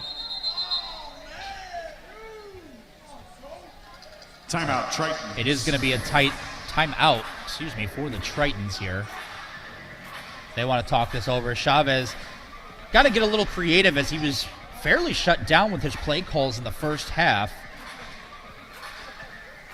But again, it wasn't really on him at that point because his plays and how creative they are, it takes a little bit to develop. And has to be executed. And Hunt just didn't have the time to let those plays develop. It seemed like he had a defender in his lap as soon as he snapped the ball every single time in that first half. So it's going to be important here. Coach Chavez calling that timeout just to bring the guys together. He knows how important this drive is in putting the ball in the end zone, so he wants to make sure everything is right for this play. Well, if you're just catching the action here in the second half, we had first half touchdowns for the Tritons by number 8, Doss on your near side, and Grimsley, who's about to go in motion. Those are his 2 favorite targets today. Hunt has to step up in the pocket, throws across the middle, and the referee's going to call him down at the 1. He was literally hit at the goal line. Plummer, like he hit a brick wall. Personal foul. Yeah, that was a great catch by Plummer. It looked like maybe he got in there. You see the flag come in late. It's going to be roughing the passer, so we'll see what Coach Chavez wants to do. He'll probably accept that just so we can put the ball closer and get a first set of downs. But yeah, great job by Plummer there, securing that even with the big hit. Great awareness by Hunt as he approached the line of scrimmage to release that. Very dangerous throwing over the middle. Across his body. Will we see a tush push here, Iran? You love to see it, and there it is. Touchdown, Tritons. Touchdown, Tritons. Well, number 3, for a slow first half, Jeremy we've seen 2 touchdowns here in the first 2 drives of the second half. Yeah, I think the main point of both of the conversations in both locker rooms is brought to you by offense. We Chick-fil-A need to get things going and get Saratoga. things going quick. Both teams scoring on their first drive. Here for the Tritons off the tush push. We saw them do it on a 4th and 1 earlier. We knew that Coach Chavez loves running it up the middle with his big body quarterback. Now, that touchdown gives the Tritons a 1-point lead. And hopefully here, with this 2-point conversion, we can put it into 3. Going for 2 here, as TJ mentioned. All receivers to Hunt's left with 1 running back in the backfield. He drops back. Over the top. Caught by Doss at the very top of the route. And again, a great job by Doss there. The late crossing route over the middle, snuck behind the defense and the linebacker core for the River Kings, and makes a great play on the ball, high pointing it up at the top, bringing it down in play.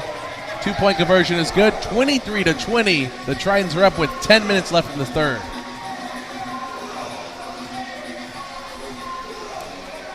Tritons finding their groove now in the third quarter. Fans are loving it. I'm seeing some Kids up out of their seats, loving it. Maybe they're just loving the DJ.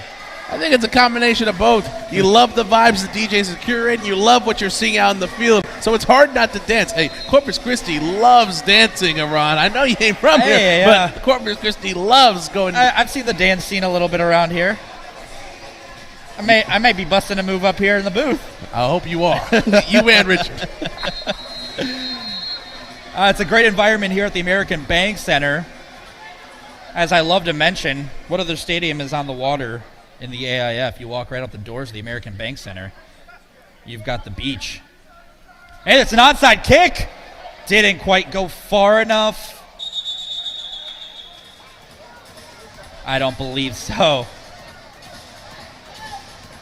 And we saw that last week against Amarillo. Coach Chavez loves the element of surprises. He started off that game with an onside kick that we were able to recover, but right there, Lund not able to get that across the 10-yard mark, and now it'll be great field position for the River Kings.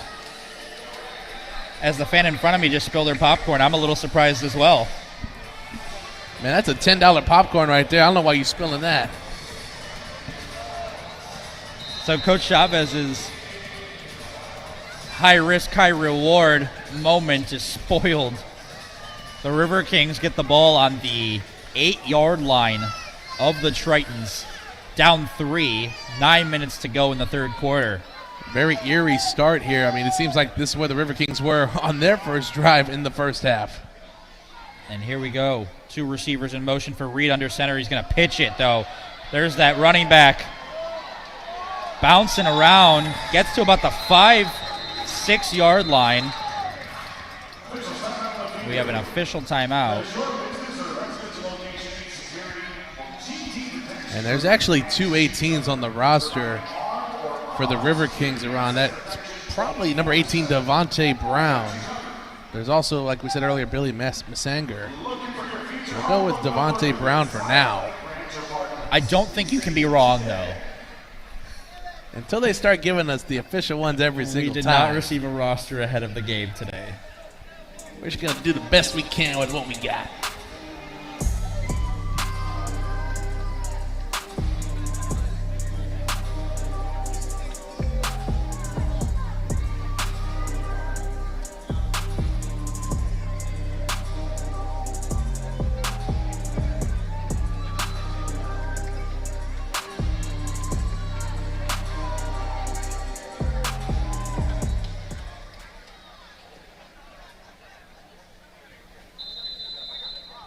Going to be second down and goal for the River Kings. Trailing by 3 in the third quarter. 2 receivers are going to go in motion on each side of Reed as he goes under center. Handles the snap, throws. Broken up in the back of the end zone. There's a lot of contact, but the flag will stay put away. Yeah, a lot of pushing and shoving in the back of the end zone there, but the ref's going to let him play. Great job, great defense. Just not allowing any room, any space for the River Kings receiver to make a play on the ball. And now another third down play for the River Kings.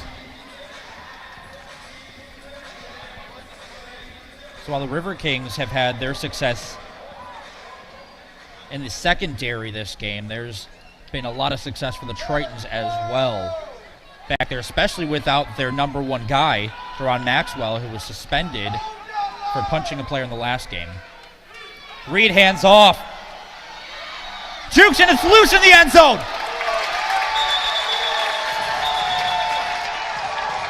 See what the call is? No signal yet.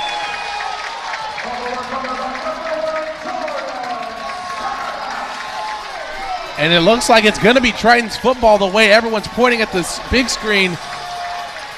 But here in this league, there is no type of there is no replay review, so it's looking like Tritons ball. They have not made a signal at all.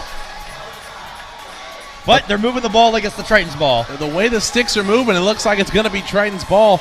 And so right there, you saw Devontae Brown, the running back, reach out for the end zone. That's what they don't want you to do in that type of situation. Don't reach out, especially with one hand, because you're going to lose the ball more often than not. And there, Brown fumbles into the end zone. The Tritons get the ball touchback, and now opportunity here to increase our lead. And he's a big boy. He didn't have to reach. I think he was close enough to the end zone that he might have been able to fall in, but nonetheless, the Tritons coming up with a big defensive play. Hunt's going to throw now to his left, and whoa, there he goes.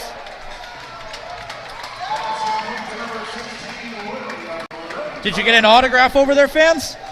As Langford goes over the boards into the lap of a couple children. I think Langford got a taste of some nachos there, the way he went all the way into the crowd. Great job by him, though, holding on to the ball and securing it to make it now a 2nd and short.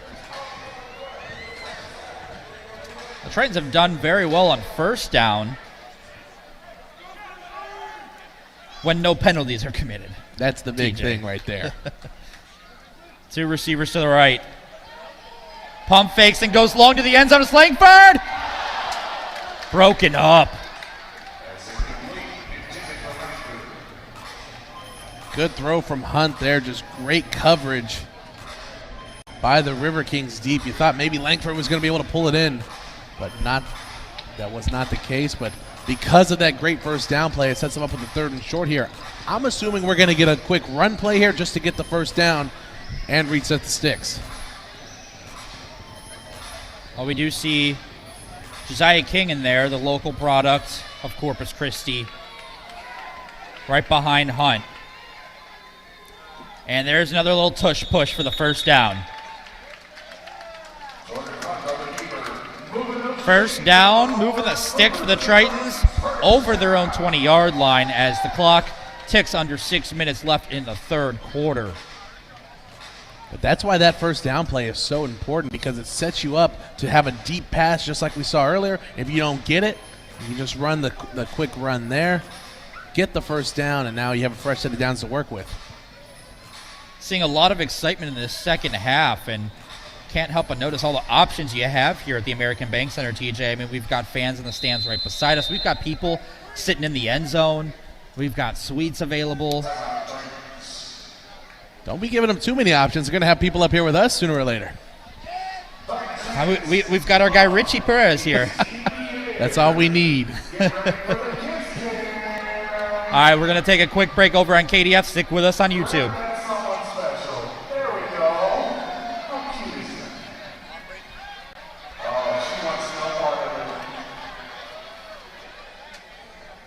We've got the good old-fashioned kiss cam going around the stadium here at the American Bank Center. Okay, people are now playing along. We had some trouble with the dance cam at halftime, but the energy is picked up, wouldn't you say, TJ? It's a very lovey-dovey environment now, Ron. Because people love what they're seeing on the field from the Tritons. I mean, you were complimenting the Tritons mascot quite a bit earlier. Hey, that's a sexy mascot right there. He is amazing. Oh, we're back in play with Hunt on the ball. He's got to scramble. Gets wrapped up behind the line. Thought he was going to get away for just a moment, but he kept his eyes downfield, and 2 linemen were able to get around his legs. Yeah, right there. Malik Allen again was the one person that didn't allow Hunt to get away free. Had Hunt been able to escape Allen's arms, he would have had so much room to work with, so much space to run. He would have easily gotten the first and maybe even more. It's going to be second down for the Tritons.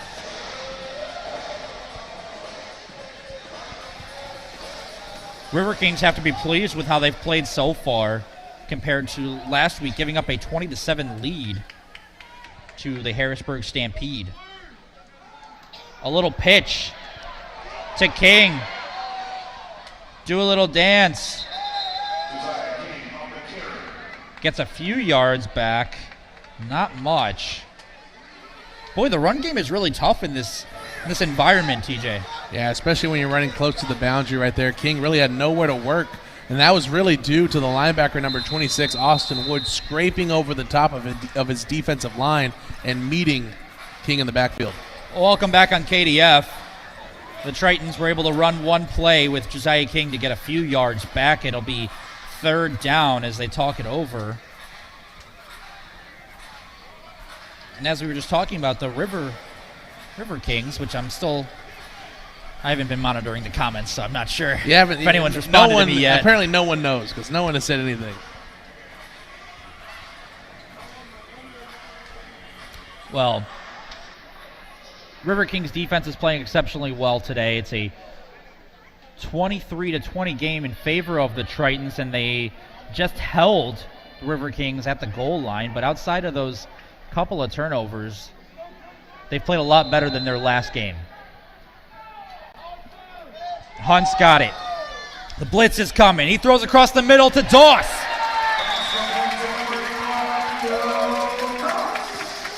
Look at that celebration. I love when they show their emotions. That's the best part of playing professional sports, is being able to show your emotions like that, and why wouldn't you? A great catch by Doss there, a slant right over the middle. Defense played it well, but Doss played it better, bringing that down. A huge first down for the Tritons as they inch closer to the end zone. And I should say appropriate emotions. We haven't talked about it a lot, but emotions got out of control against the Amarillo Venom, which led to a suspension and ejection that game. Much better today. Hunt looking for Grimsley. Batted away. And Hunt, fortunate there that one was not picked off, just off the hands of the River King defender. You'd like to see Grimsley there try and turn into a defender and get that ball away from the defense. But luckily for the Tritons, they're going to have another shot here to the end zone. Second down.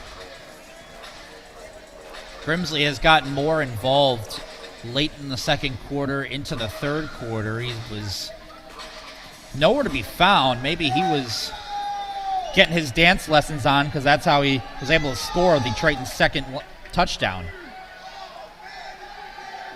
Hunt pressured, releases, and just, I think I cursed Grimsley, hits him in the chest and falls to the ground. Yeah, incomplete. A passenger that was just a little bit behind him, tried to just let that one fall into his hands off the chest. And Grimsley says that one's on him, and it is. It's now third down for the Tritons. The River Kings have done well to mix up their pressure. Many times we see just the three linemen rush, and they've mixed in that linebacker blitz every now and then. Only one linebacker is allowed to blitz during the play until the player with the ball has left the pocket. Hunt, he has a receiver out left, and he'll use the check down to King. Leaps a man!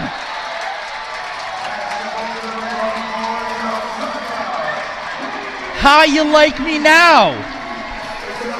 King's got the spring, and he hopped right over that man all the way to another first down for the Tritons. You had the defense in a zone look, and no one had the running back accounted for. Hunt going automatically to his check down. King, and let that man do the rest of the work. Oh, my goodness. That's a bad man. Fans were out of their seats after that one. And King will stay in there in the backfield. Now first and goal for the Tritons once again.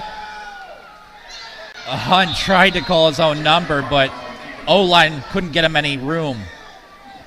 And that's just a situation there where the River Kings were ready for it defensively, because that's the play that we scored on earlier. Just a QB run to the boundary on the top side. That time, though, the River Kings defensive line ready for it, slanted to it perfectly, and swallowed up Hunt in the backfield. What kind of trickery do you expect here? It's got to involve Grimsley in some way. How about a good old-fashioned catch and pitch? Offensive lineman touchdown? Yeah. Oh, you're right. We haven't seen that yet. He's got time. There's a man in the end zone.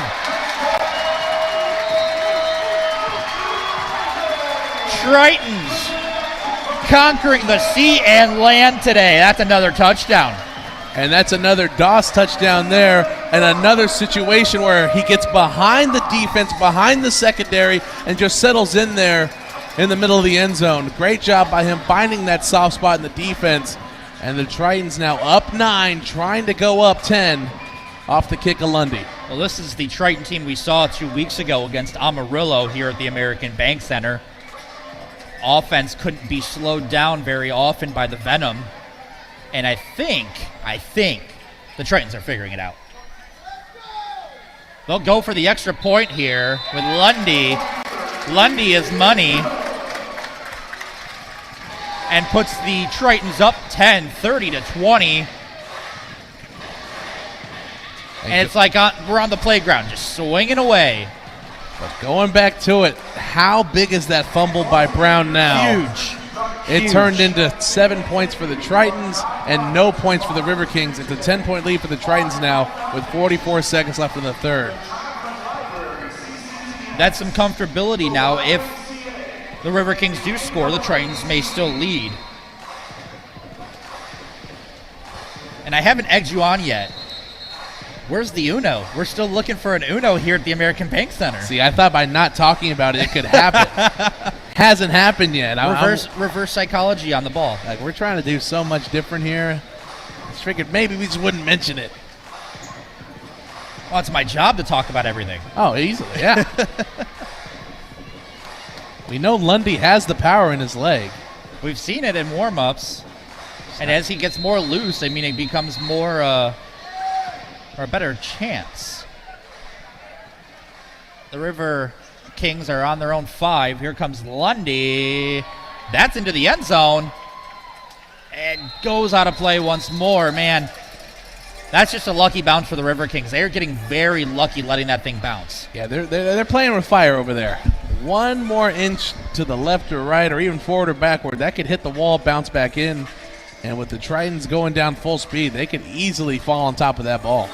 The ball must be returned in the AIF on a kickoff if it's in play. And so by it bouncing over the end zone walls, the River Kings are fortunate and they'll take the ball at their own 10-yard line for 1st and 10, down 10. With under a minute left in the third quarter, this game is ticking away fast, so they're going to need to make a move here. Verlin Reed still in at quarterback. Quick throw over the middle. Flanagan. Out near the first down marker. Just a great job by Flanagan there. He's in motion. They're expecting him to go deep, but right there, a hitch route, finds the soft spot in the Triton defense. Settles in there for a good catch. Flanagan listed with experience from South Dakota University, a big-time program. Hey, even the players are getting into the DJ's music now, TJ. I see a couple guys. It's all about the home field advantage, whether with the fans, the broadcast, or the players. The DJ curates everything. We've got a dead ball here. Looks like it's going to be the fourth quarter. Look at that. Time has just ticked away. And with just 15 minutes left to play, put your 4s up. 10-point lead for the Tritons, 30-20. We'll be right back on KDF after this break for the fourth quarter.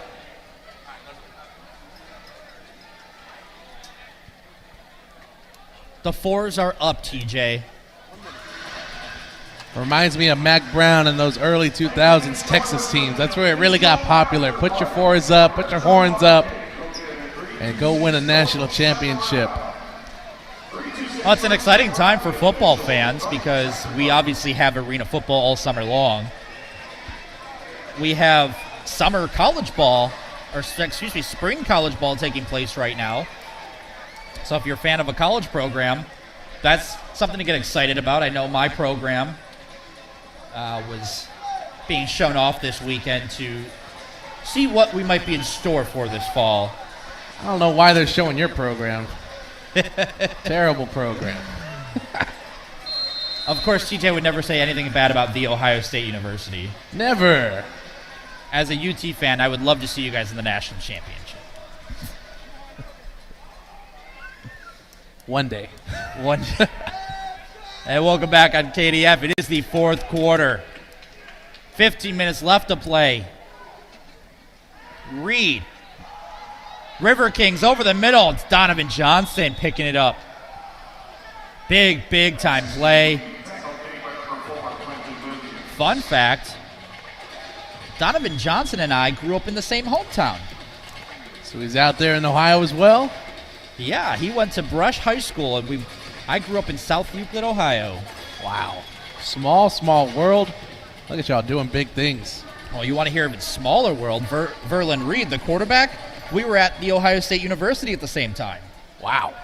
Verlin Reed came in, was a quarterback in high school, and converted to wide receiver. We'll get back to that after this play. Reed scrambles. He's going to trip him over his own lineman before the line of scrimmage. Yeah, the Tritons got lucky there because Reed had a great clear path, but just tripped on the foot of his offensive lineman to go down. And it's unfortunate for them because, like I said, they had the path to get to the first down marker. Going to be second down for the River Kings at the 21-yard line of the Tritons. And back to Reed, he was a quarterback in in high school, and converted to wide receiver when he came to Ohio State. And he happened to be there during that tumultuous year when Jim Tressel left the program and they were in between coaches. So, succeeded a little bit at wide receiver, but when Urban Meyer came in, it was a different story. Reed hands it off. Big run. Touchdown, River Kings. Boy, they know how to run the ball in this league. Yeah, it's not something you typically see here in the American Indoor Football League. It's just running the ball at will like that. Right now, the Tritons defense not able to stop the run. There's some big holes in that defensive line who we talked about. Had some spots missing earlier after roster cuts were made. But right there, just the speed of the running back gets in the end zone. Well, cuts giving this up Triton lead. to Coach Darren Clark. With his scheme, he's been moving linebackers and DBs out of position all afternoon long, causing chaos that opens up that run game. It's all about the misdirection. Everyone on the defensive side of the ball has an assignment, whether you're a defensive lineman trying not to let the offensive lineman get to the linebackers watching the linemen, or anything like that. That's a delay of game here on the River Kings will push them back. Well, that's just inexcusable there. You trying to get yourself back into this game and make the two-point conversion harder now. Down 4. It's kind of important. They got to get this point here.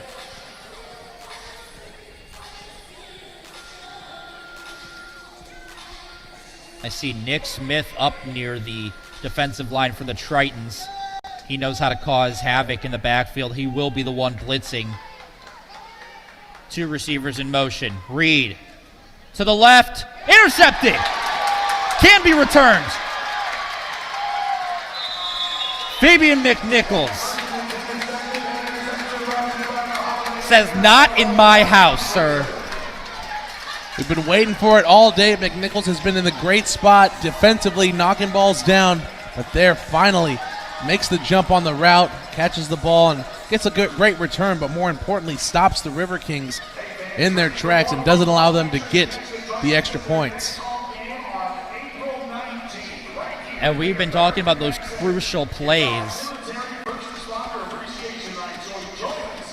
like the fumble in the end zone by the River Kings, and then the failed two-point conversion there after a delay of game call.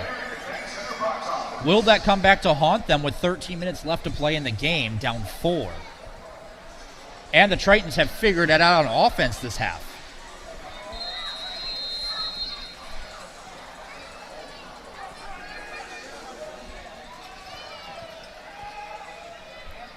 TJ, I don't even have a number for the kicker. Neither do I. I didn't want to say it, but either way, the kick is off and caught around the 5. Doss get plowed into the wall around the 17-18 yard line. Things are getting a little chippy down there now. Who's going to blink first? The players realize it's a close game, high-intensity environment there on the field, and they know what's at stake here. As we get closer and closer in all these contests, we start talking about playoff implications, start talking about seeding and everything. Like, these are some of these important games where, however it plays out, this is going to shape it. And the Tritons would like to keep up with the Columbus Lions, who seem unstoppable at this point. Flags down, throws good to Doss on the right side. We'll see what the call is. The Columbus Lions have only played the Amarillo Venom so far, but both them and the Tritons are atop the leaderboard right now. Speaking of leaderboard, we do have the Masters still going. And it's going to be against the River Kings there. So we'll likely see Coach Chavez accept that just because it'll still be first down. And so they'll get 5 out of that one.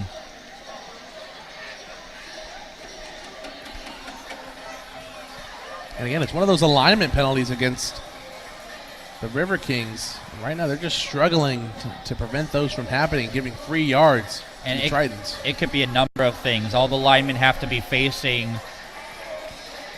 the offensive line, can't come on diagonally at all. Linebackers have to stay in the box. Only one linebacker can blitz. Here's Hunt with pressure, goes long. He's got Grimsley. Caught! Touchdown! As he flips over the boards. You can't stop him. What a throw, what a catch.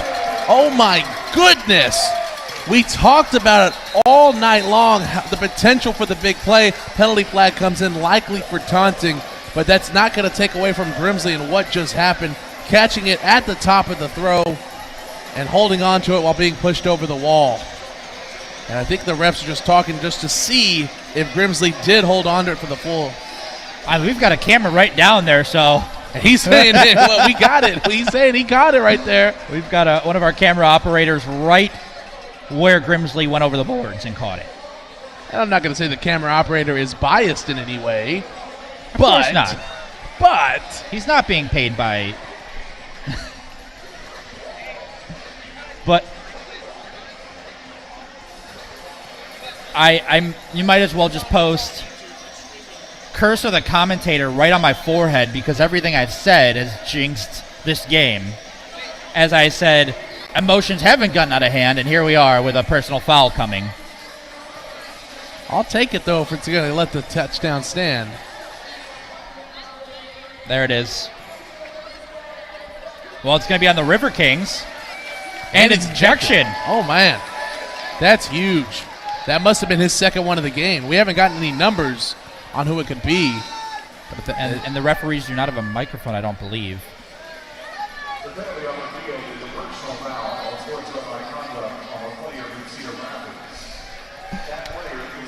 Even our PA announcer is unfamiliar, but that's going to cause an eruption in the arena as Cedar Rapids lose one of their defensive players. Yeah, the Corpus Christi faithful love the sound of that. They're waving goodbye to the Cedar Rapids player, as our PA announcer so elegantly put it.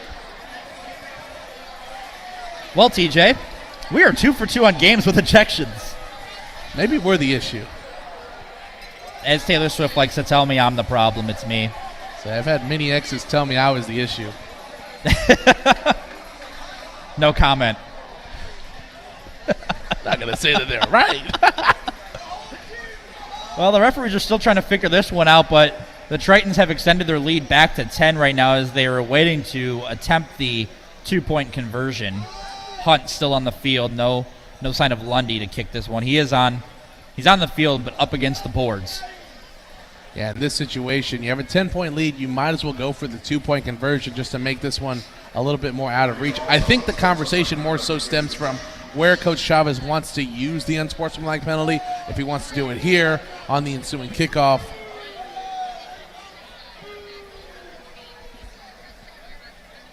.5 minutes left to play. The Tritons feeling very secure on offense right now as Hunt unleashes a dime to Grimsley. You're going to want an NFT of that.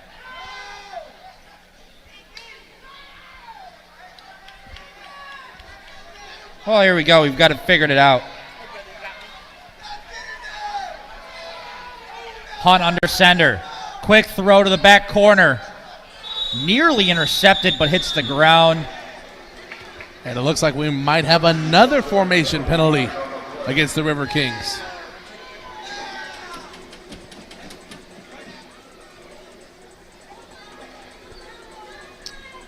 Waiting for the officials' call here. They do have lengthy discussions. I think they're still trying to figure out the rules themselves. I think they just want to be sure they get it right, especially knowing how intense this game has been, how much both teams are in it to win it. They want to be sure that they're playing their A game too. And make sure we're here for all 3 hours of the game. Yeah, we got to get our money's worth. And the flag's going to be picked up. It's going to be no good. And the Tritons are very confused. And the head referee is telling everyone, get out of here. Go to the special teams unit on the field. Every Triton just made the great old emoji with the arms out. I'm well aware of that one. Just the what are we doing? Meanwhile, we're going to go to a break over on KDF as things get sorted out here. You're watching the Corpus Christi Tritons versus the Cedar Rapids River Kings. We'll be right back.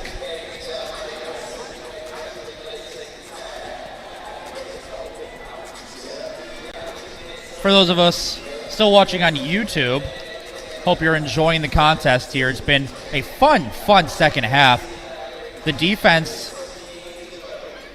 defensive battle we saw in the first half has kind of evaporated a little bit as the Tritons have scored on, I believe, every second half drive.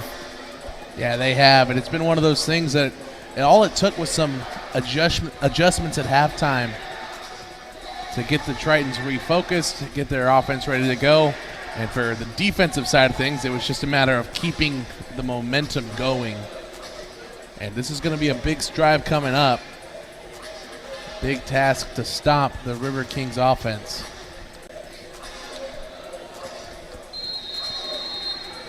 Still got a good crowd out here for 12 and a half minutes left of action. Again, a running clock until we hit that 1 minute warning.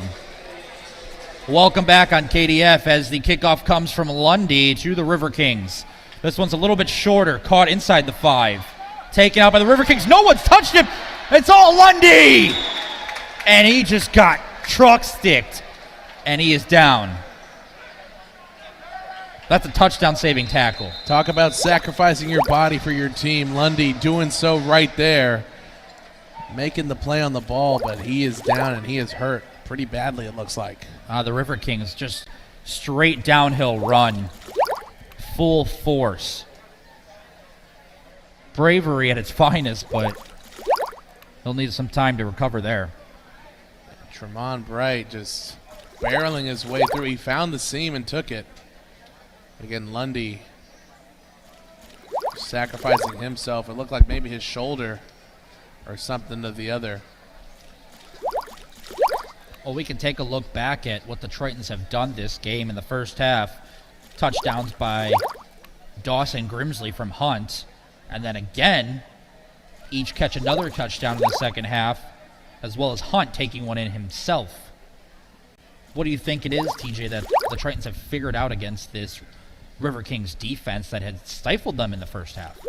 I think the biggest thing is that now Hunt has the time to do all of that. He's had a lot more opportunities to let plays develop. His offensive line has done a better job here in the second half of just not allowing the defensive line to penetrate too much into the backfield. And it's allowed all of this to happen, all of what we're talking about. Hunt playing better, Grimsley to make better, all these great catches. And that's been the main thing, just giving our athletes time to do what they do best. Well, now's a good opportunity as Lundy is going to be helped up to his feet. And a round of applause.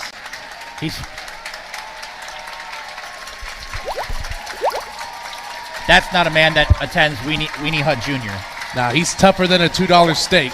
And he's still hyped. He's getting the crowd into it. Oh, he's getting me into it. Oh, my gosh. That's good because I don't know who would be kicking if he was out of the game. That was the big thing I was going to mention. If he's out, we could be in trouble. On April 19th, so this coming Friday, the Tritons are back in action. It won't be a league game. It'll be against another Texas team, Far Phantoms. And for the Iowa fans, that's P-H-A-R-R. Yeah, I had to learn that too, coming from the Midwest. Don't worry, guys. not F-A-R. Well, it's okay. Like, in Western Ohio, a lot of town names are pronounced different than they are spelled. We have locations all over South Texas. In fact,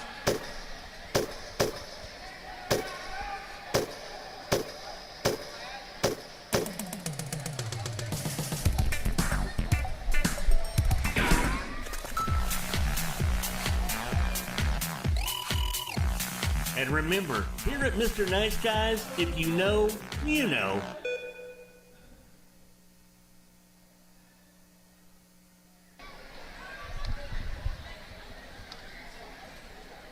Appreciate all the ads that we've had here today and all the supporters of the Corpus Christi Tritons. As the River Kings are set up in good position now after the return by Bright.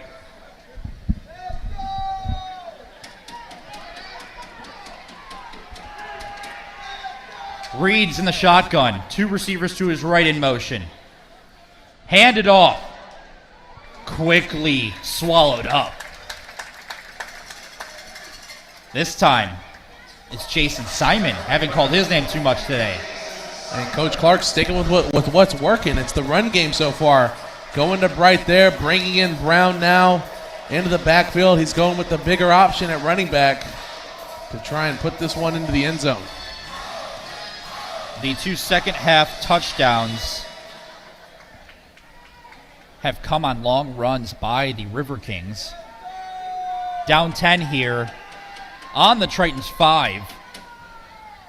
Second down. Kept by Reed, and he will waltz right in. Everyone's dancing today. Reed put 6 on the board for the River Kings, and they're still within striking distance. And that's the thing. When you have a running game that is so dangerous, especially in the goal line, you have Bright with the speed, you have Brown with the power. It allows your quarterback to do all of his reads and pull the ball if necessary. And you're right, Reed walked into the end zone there. Huge touchdown for the River Kings to cut this Triton lead down to 4. I'm loving this remix by our house DJ as well. I have to keep giving him a shout out. Sorry if you guys hate me for it. But excellent environment here at the American Bank Center. River Kings' first trip here. Reed for the 2-point conversion, but we've got flags down. Yeah, another instance where the false start's going to push the River Kings back. And this is the second time in a row they've had a penalty on an extra point try that's going to move them back around. Again, an issue on these 2-point conversion plays for them. The River Kings had been an established program for about 8 or so years until the pandemic struck and most of the world shut down, especially with sports. And they have started back up here to join the AIF this year as one of the inaugural teams. But the people of Cedar Rapids are happy to have another pro team back in their backyard. Reed's got to drop back and throw, and it's intercepted again in the end zone. I'll take that, says Jordan Seminat. Just another example of a great defensive work, especially in the secondary, not allowing anywhere for these receivers to go, and another interception on another 2-point try. Yeah, the pressure really got to Reed there as he was falling back about 5 or 10 yards before throwing and threw off his back foot.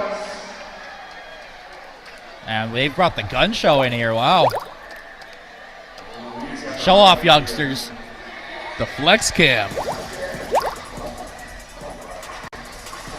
Without that 2-point conversion, it's still a 4-point game for the Tritons, leading 36-32. And the scoring's coming in bunches now because we've barely ticked off any time from the Tritons' last touchdown.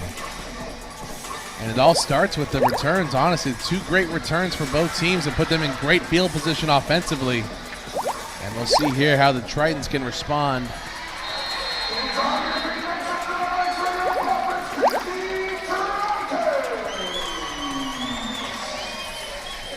Tritons are playing like this is going to be a shorter kick.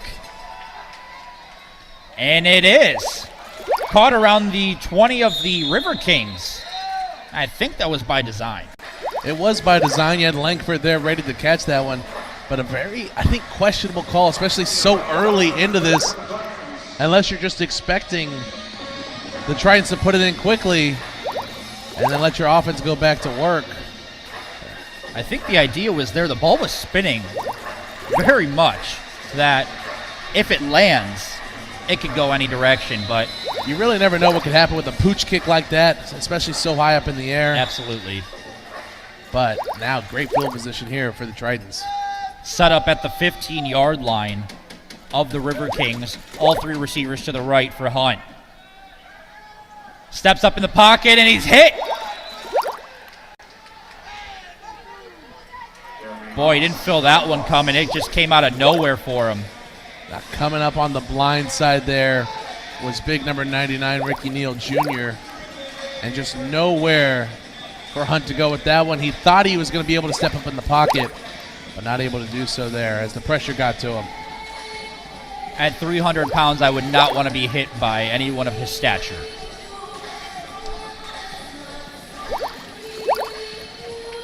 Second and long for the Tritons. Grimsley and Doss, Hunt's two favorite receiver options in this game. He's got to step up in the pocket again, facing all the pressure. Duck, dive, did throw. Intercepted. But we do have a flag down. And we'll see what they call, but that's just another example of pressure creating interceptions and turnovers. Great job by the D-line of the River Kings. And that's going to come back. And so as well as they did, they're the reason that interception will not stand, and the ball will go back to the Tritons. Just another huge mistake for them. The second time that has cost them an interception and a turnover. It's like tripping on the graduation stage. You're embarrassed, but you still get to keep going. You know, I did that in high school.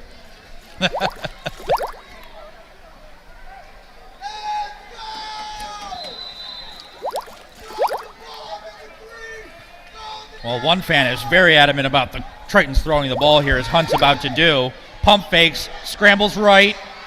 Again, throws it away smartly this time. But look at Doss. He had some separation going the other way in the end zone, and he is visibly frustrated. The play was just not going to him at that point. He needs to go across the field to get into the eyesight of Hunt, because the way the pressure was getting to him, Hunt was not going to see him.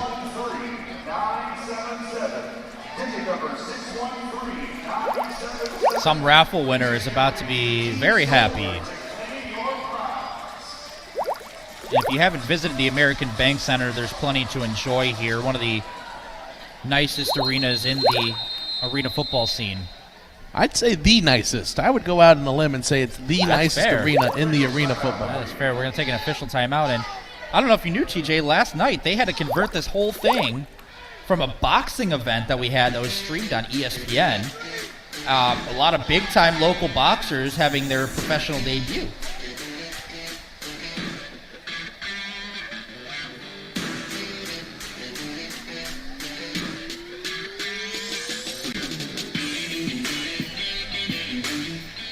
Citizens very good at providing the right people for the right projects. Their turnaround team's very, very well and very prepared and organized and execute very, very well. Basically, they're a one-stop shop to be able to do everything, special MBT, baseline inspections. I trust them. They always provide what they tell me they're going to provide.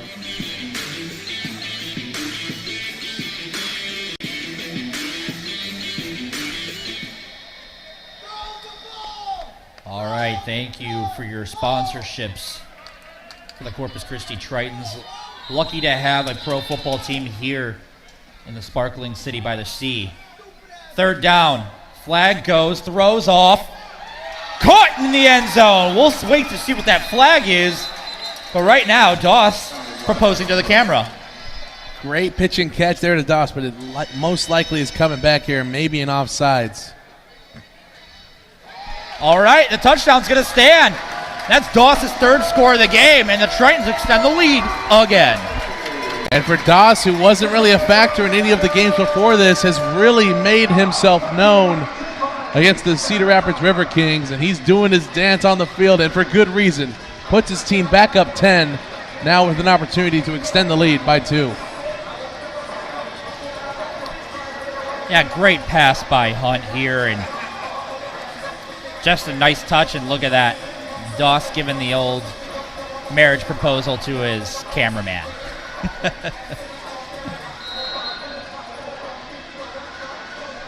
It is 42-32 with 8:50 left in the game. Bust the dance move, boys, because you are leading this game. As they're going to go for 2. Lined up here to the left. And usually when we see this, we might see Hunt take it himself. Now he'll drop back and throw. It's high and caught. That's Grimsley sharing the wealth between Doss and Grimsley all afternoon long. It's 44-32, Tritons. And that's why it's so important with the ball position there. Coach Chavez wanting to put it on the near hash, opens up the right side of the field and allows more receivers more time to sneak behind the defense. We saw it there. Grimsley, great catch, high pointing that ball, coming down with it. 12-point lead now with 8:50 left in the fourth. Yeah, this is appearing to be just like the River Kings' first game against Harrisburg. They jumped out to a lead, but could not hang on because of turnovers.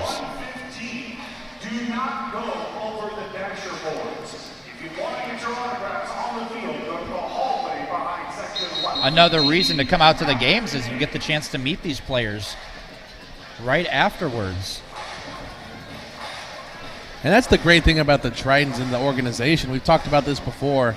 The interaction with the fans, not just here at the American Bank Center, but in the community. They do so many volunteering events. They do so many just events where people, and especially kids and children, can meet these players, see what it's like to be a professional athlete, and really start to dream big, especially if you're in Corpus.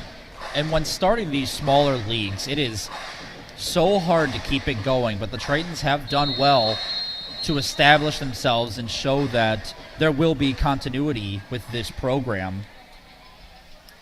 So far early in the season, they've done well on and off the field. Lundy back out there for taking the big hit. He's going to kick it short. It's going to hit the ground and bounce. Someone's got to get it. The Tritons picked it up.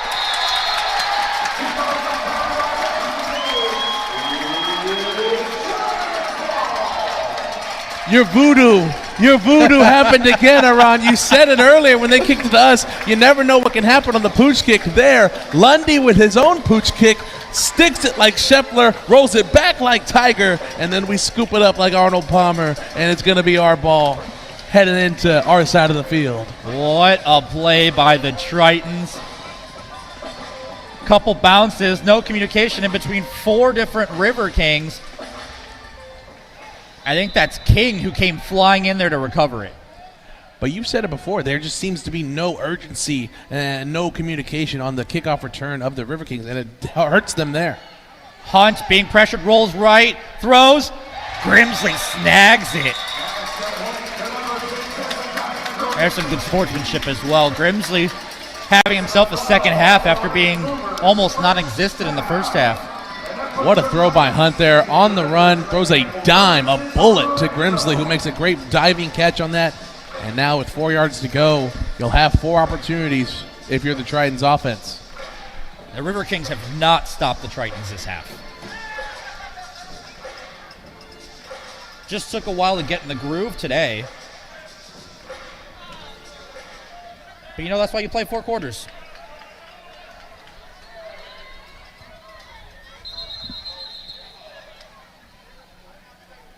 And we're going to have a timeout. Chavez didn't like what he saw. Yeah, Coach Chavez just wanted to call timeout there just to bring his guys back. Escaping rush hour for her There's a favorite little huddle here by a couple of the River Kings on the near side. On Pazuki Tuesday. And here she is, sharing OMG, I'm engaged with her favorite friends over her favorite dishes. Yum. Congrats, Lauren. And here she is years later, remembering extraordinary times while creating new ones. Escape to extraordinary, only at BJ's Restaurant and Brewhouse.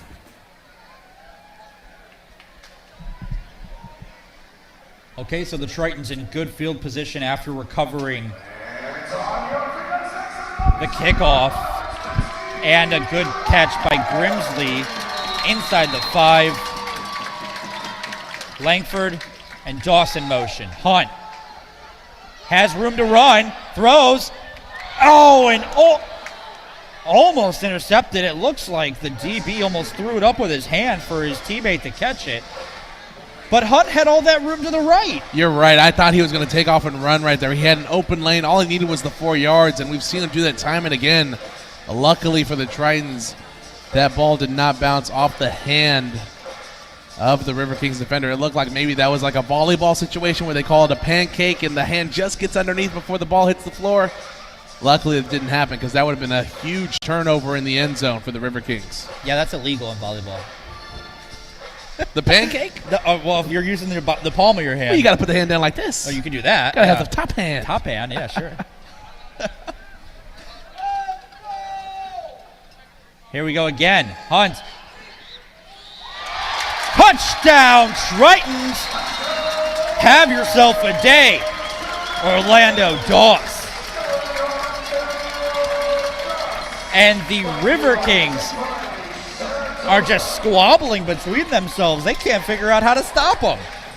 No, they can't, and it's tough because you have Hunt now who is so comfortable in the pocket. He knows that the defense is going to get to him, but he's just going to stay in there, take the hit, deliver a dime to where only his receiver can get it. These DBs for the River Kings are really struggling here, especially in the fourth quarter. I don't know if it's fatigue, I don't know what it is, but they are struggling to cover Grimsley and especially Orlando Doss.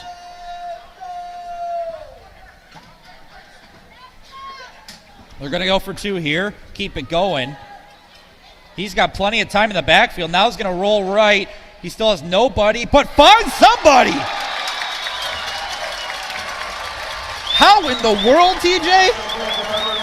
Your guess is as good as mine. That's William Langford just making a catch, doing what he does best, separating himself from the defender, and a huge 2-point conversion there for your Tritons makes it a 20-point lead. And we're going to keep it right here as the Tritons have extended that lead now 52-32. Boy, did they blow the doors open on the American Bank Center. And it was really what this crowd needed. Everyone was quiet. Everyone really didn't know. An expanded arcade with games and prizes for everyone.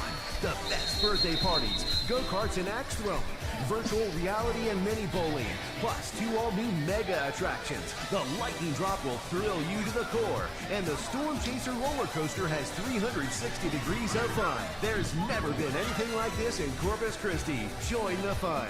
Visit inthegamefuntrackers.com to learn more.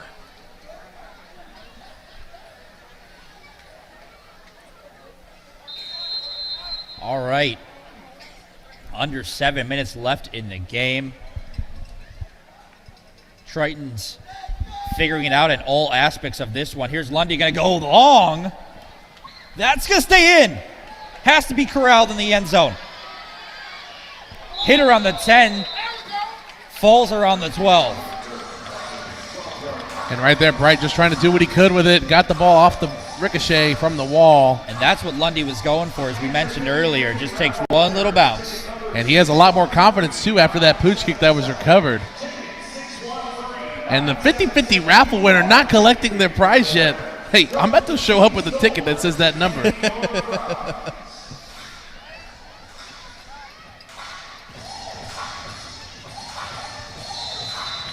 Got to take advantage of that. That's tax-free, too. I'm not telling the IRS. That might be a couple trips to HEB. It's a lot of trips to Stripes, I'll tell you that.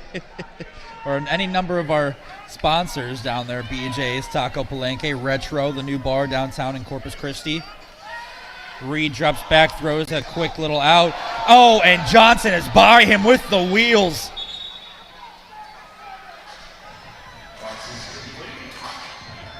And that's just a case there where Johnson just out-athleted another man. A nice juke move right there, and that's the risky play when you play man coverage in that type of situation. No one over there to help the defender after the juke move, and a huge gain with the yards after catch for the River Kings. Did a little cha-cha slide by his defender.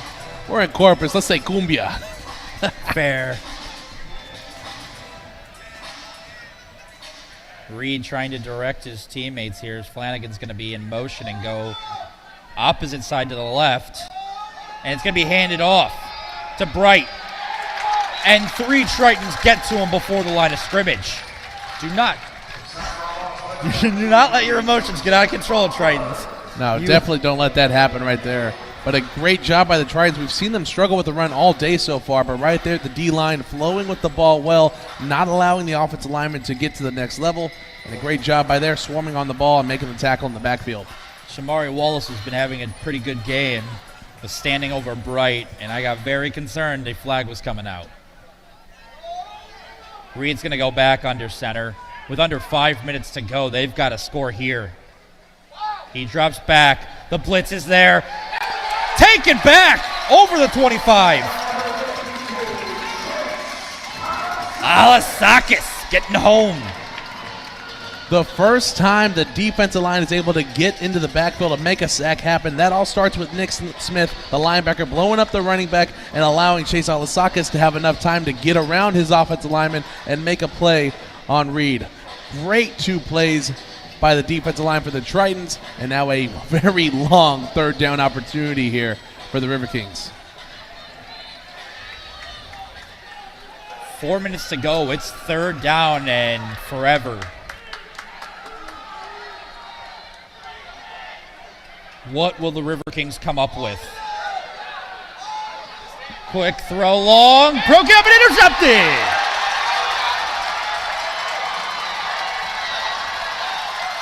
Tackled from behind, returned all the way to the River Kings 15. What can't these boys do? Swatted into his teammates' hands.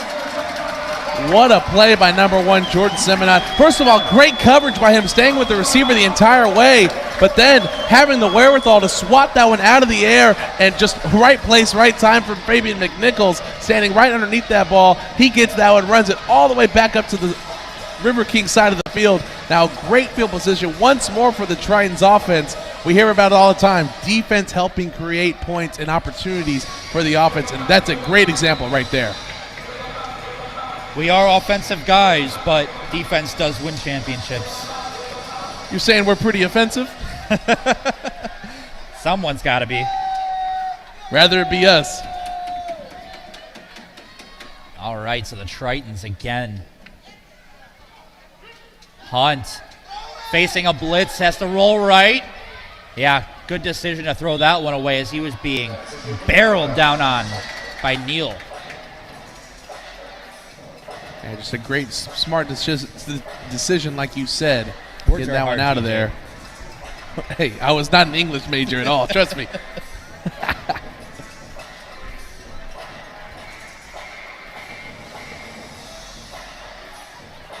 What's always surprising to me, too, is we've seen the Tritons now extend a big lead in both of their home games during the regular season, and still starters remain out there because we don't see a deep roster played by Coach Chavez. It's a lot of the same guys. But that's why it's so important to keep guys healthy, keep guys in these contests. Can't have everyone getting suspended off of dumb penalties. Here's a pitch to the left for King. Bounces off the wall and into the end zone. Hometown hero.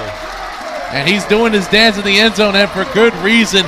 Great run by him, set up by great blocking on the left side of the offensive line. King giving that ball to a fan. Might be his mom. It probably is his mom. But right there, the River Kings stopped playing defense. They thought King had went into the wall and got pushed by a defender. No, King ran into it by himself and then spun off of it and then walks into the end zone untouched. Another Tritons touchdown. And that is always contentious by the defense. They want to say that he was pushed into the wall to call him down, which would have only been a 2 to 3 yard pickup. Instead, King dances his way, joining the party into the end zone. But that's the thing. You have to play until you hear a whistle as a defensive player. And right there, the River Kings caught sleeping, and it leads to a score for the Tritons. They're going to go for 2 again. Now up 58 to 32 with 2.5 minutes left to play. This one's pretty much out of reach for the River Kings. Hunt has to step up, breaks one tackle and throws it away, but takes a huge hit by 2 defenders. Yeah, there was nowhere for him to go right there. It is 58-32. That's where it will hold. And that's where we'll continue play after a break over on KDF. If you're watching on YouTube, stick with us.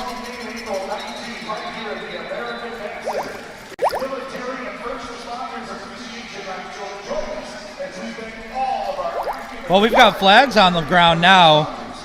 Maybe some more unsportsmanlike conduct there as emotions get really out of control when one team puts it away. Especially in how this game played out when you think about it from the start. You had a very close game all throughout this contest up until the third quarter, and now the Tritons really taking advantage and, like you said, putting this one away.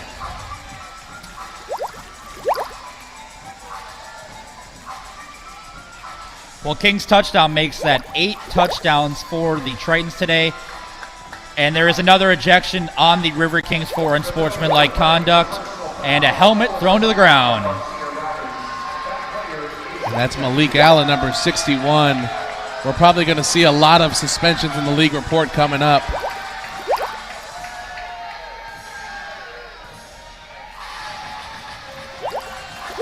And unfavorable. He's not going to win any fans with that one. Welcome back if you're watching on KDF. We just had a second player ejected from the River Kings for unsportsmanlike conduct calls. And we had 2 ejections there. Two ejections Two on players that play. went down there. Okay, so they did not have any great messages for the fans on their way out. A lot of sign language being done by them. I did take that in college. Really? Yeah. Wow. Couldn't hack Spanish. I say, Spanish would have helped you more moving to South Texas. Yeah, now I'm trying to learn Spanish again, so past Iran is cursing future Iran. Well, at least you knew what he said there going to the locker room. I'm still trying to figure it out myself. I can tell you after the broadcast. Oh, why can't we just say it now? And indeed, Corpus Christi is jumping around for another Tritons win that is impending with 2.5 minutes left, leading by 26 points. Here's a little chip by Lundy to midfield. And number 8, who we don't know, returned it. The Tritons trying to take the River Kings to the House of Pain as we get closer and closer to the end of this contest. Great reference. I had to go off of you right there. Thank you. Tritons return on defense now, so again, we can look to the future for the Tritons as they will be playing here on Friday against the Far Phantoms. Again, that is an exhibition because there are only 5 teams in the league right now. Of course, there's going to be an odd man out each week, and it happens to be Corpus Christi's time next week, and they will be playing an exhibition against the Far Phantoms.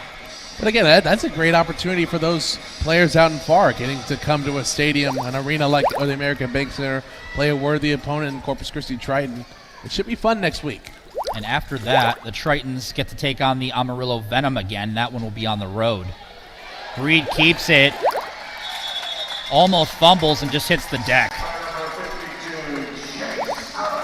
And it's been a really great adjustment defensively for the Tritons. They know they can stop the pass, but now the big test has been stopping the run. And this is going to pay dividends throughout the year, learning how to stop the run, learning how to play a great run offense. And it's going to help them, especially as this is a team they're going to have to see again. And one thing they had trouble with last week, or 2 weeks ago, excuse me, I keep forgetting my time, against the Venom is that they had trouble closing the game. They jumped out to about a 40-point lead, but allowed the Venom to claw back in and make it close in the fourth quarter. We're going to get a procedural penalty here. But that's why this contest was so shocking to a lot of us, because we're so used to getting ahead early, getting a lot of leads, getting a very high-powered offense going. But today, that wasn't the case. It didn't happen until the fourth quarter where the Tritons really started to get things moving. But again, that's something that's going to pay dividends as well, learning how to play in those types of close situations against really great teams. That's going to be something that separates you from the pack moving forward. Absolutely. So, according to the schedule now for the Tritons, they will play the Venom 3 more times in a row. Reed had receivers downfield, has to scramble and throw long, and that's gonna hit the back wall. But we've got more extracurriculars going on in the backfield. Yeah, that's just the case of an offensive lineman blocking way past the whistle there. No really reason for it. But, again, very emotional contest. People want to play as hard as they can for as long as they can. Let's look ahead at the rest of the league as well coming up here. Well, so far, the schedule only says that it'll be Harrisburg versus Columbus on Thursday in Columbus. And, of course, Corpus Christi versus Farr right here at the American Bank Center. And then a couple games the following week.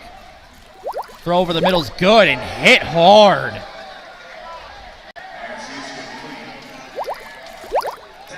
Yeah, I felt that one up here. That was a super hard hit, and I don't think he was expecting that one. Well, the clock may be running down, but the energy sure has not been drained on the field. Or in the stands, for that matter. Fans still into this one as we get closer and closer to the end of this contest. Coaches are feeling it, too. They're feeling a little loosey-goosey down there and excited to head into the week with another W and stay undefeated in the AIF. There's no better way to start off your week than with a W. Trust me.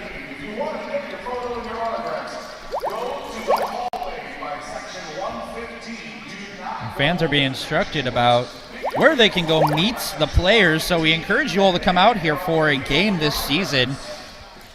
The Tritons still have a couple of home games left, and we'll play here this week and then again in June. Of course, there are going to be very few games through the month of May in the American Bank Center. For any military or first responders in the 361, not just in Corpus, but the entire 361, come out next on Friday. That's military and first responder awesome. night.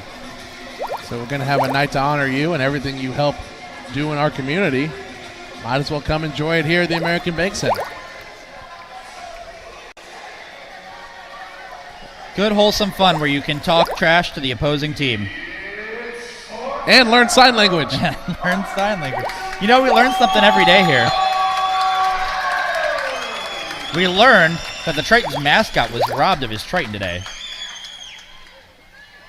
Reed throws over the middle. It's caught for a touchdown. Almost ripped away by Seminat.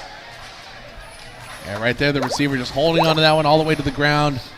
That's more of a moral victory there with that touchdown, but nonetheless, a great play there. Cuts this lead down to 20. And while I was amazed that the mascot does not have his Triton, we did hit the 1-minute warning.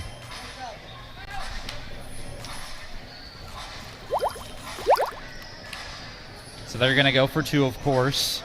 Down 20 again. I never got to finish telling you about Reed. So when he left Ohio State after 2 seasons, when Urban Meyer came in, he wasn't getting the playing time he used to have. 2-point conversion's no good on the pitch. And so Reed transferred to the same school that Jeremy Hunt went to. Wow. Finley. So they are well aware of each other. So Reed was there a few years before Hunt, but they both played in Northwest Ohio. Wow, you weren't lying when you said it was really a small world. Ohio is the capital of football, I'm telling you. Okay, yeah, that's where we're just going to end this broadcast early, folks. Do you know where the NFL Hall of Fame is? Canton, yes, I'm well aware. That does not mean anything about the quality or levels of football. I don't know, man. No, we talked about this last time. No one mentions Ohio when they're talking football. They mention California, Florida, and the great state of Texas. Well, my good friend Richie Perez here can tell you that I talk about Ohio way too much at work. Well, as you should. As an alum, you should. It's like, what sentence doesn't start with, you know, in Ohio... You had D in front of everything? No. Ah, okay. At least you don't do that. No. It's written on the charter, though, the Ohio State University. I'm just saying.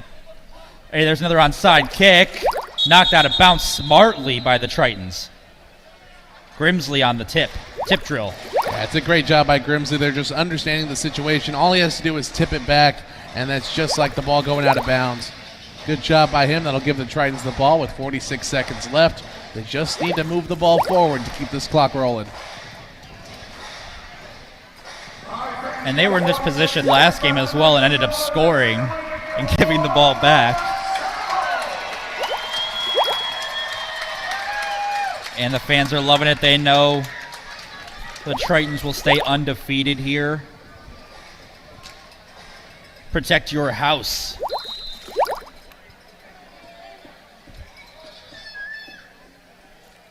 Grimsley and Plummer in motion. Hunt facing the blitz. Gets away somehow. And now taken down and throws it. I believe they're going to call him down. He lost a shoe. I think it's broken? No. That'll stop the clock on that one.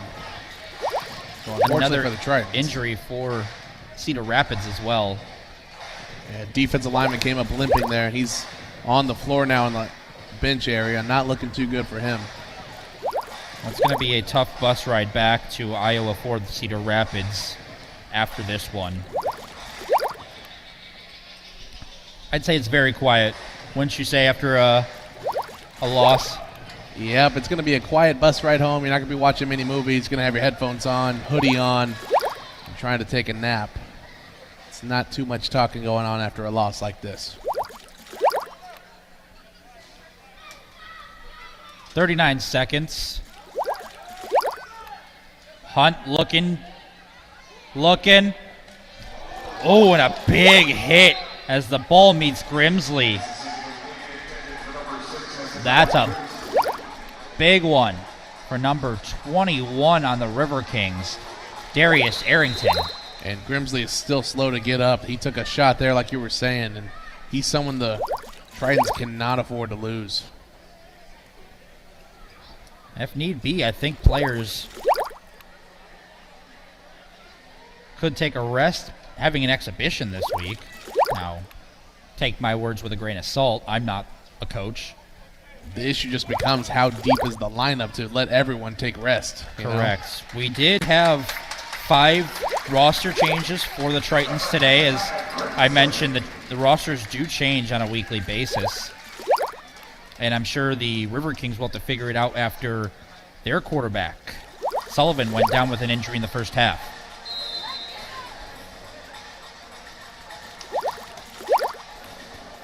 I don't even see him on the bench right now. It is going to be 3rd down and 10. Tritons trying to just finish this one off in the final minute, but the ball has to move forward for the clock to run. Now he's got time. He's going to put some air under it. It's going to go out of play. Intended for Langford. Well, the thing is, I don't think they're trying to end it so much as they're trying to score again. Coach Chavez knows how important getting more scores is, especially when we talk about the points for it. You're absolutely right.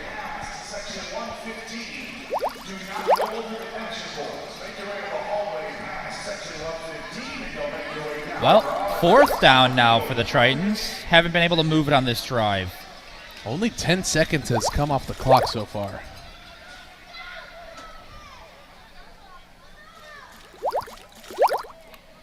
Eight touchdowns thus far for the Tritons today.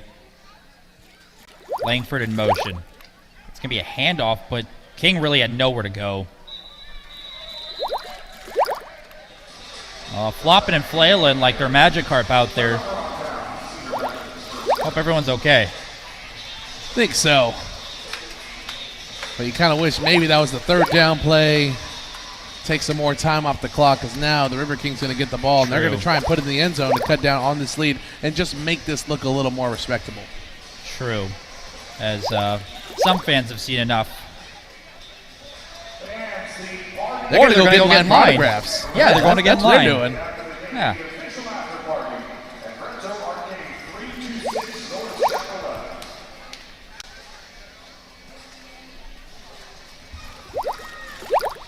I will say, Iran, someone here on the broadcast comment did say top 5 football states, Texas, Florida, Georgia, California, with Ohio and Pennsylvania interchangeable. So I guess top 5, I'll give you Ohio. All right, I'll meet you downtown for an adult beverage, and we can discuss it. Reed gets blitzed, throws across his body, but he's got his man wide open, but it's dropped. And that's just been the summation of the River Kings second half. We played so well at the start of this contest, we just couldn't finish it out. That's number 9 right there. Robert Major, wide open, dropped that one. And he was just trying to do too much with it before he had the ball. And he had the first touchdown of the day, I believe, for the River Kings in the first quarter. It's been relatively quiet since. We haven't really called his name too much. The River Kings haven't led since late in the second quarter. It was 14-7 until the Tritons scored with 20 seconds left before halftime, converted the 2-point conversion, and never looked back. Well, excuse me, they did go back and forth in the third quarter. I have a bad memory. There's Reed scrambling out for the first down and out of bounds around the 22 with 9 seconds left. And if you're Reed, with the way this game's gone, I don't think you want to risk yourself getting hurt, especially with Sullivan out right now. In that situation, just go out, go down. You do not want to risk injury here. Down 20 with 9 seconds left.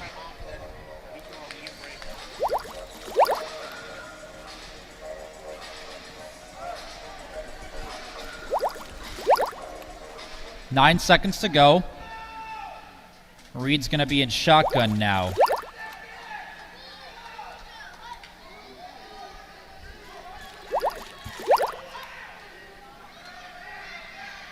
Over the middle, he's got Flanagan. Blown dead with 2 seconds left. Yeah, in that situation there, the defenders for the Tritons just trying to hold up Flanagan, not let him go down or out of bounds to try and keep that clock rolling and get closer and closer to the end of this contest. I'm trying to see who the River Kings will be playing next, according to the AIF schedule. It's the Columbus Lions.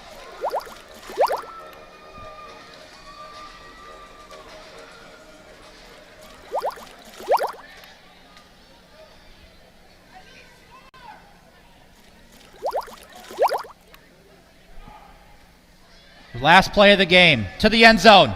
Broken up. Tritons win it 58-38. And that's a way to end it. Stellar defense that has capitalized all afternoon. Without a doubt there, you had McNichols come over top, tip it just like we've seen all night. And your Tritons win it with a final score of 58-38. Excellent outing again for the Corpus Christi Tritons as they stay undefeated, and we'll get a little break from league play, as I mentioned. So I am personally inviting you to come out to the American Bank Center on Friday to see the Tritons take on the Far Phantoms, and what should be another exciting game to see the Tritons excel. Hopefully the mascot has his Triton again so you can see it. TJ, any parting thoughts? A great win, a very hard-earned win. You had a Tritons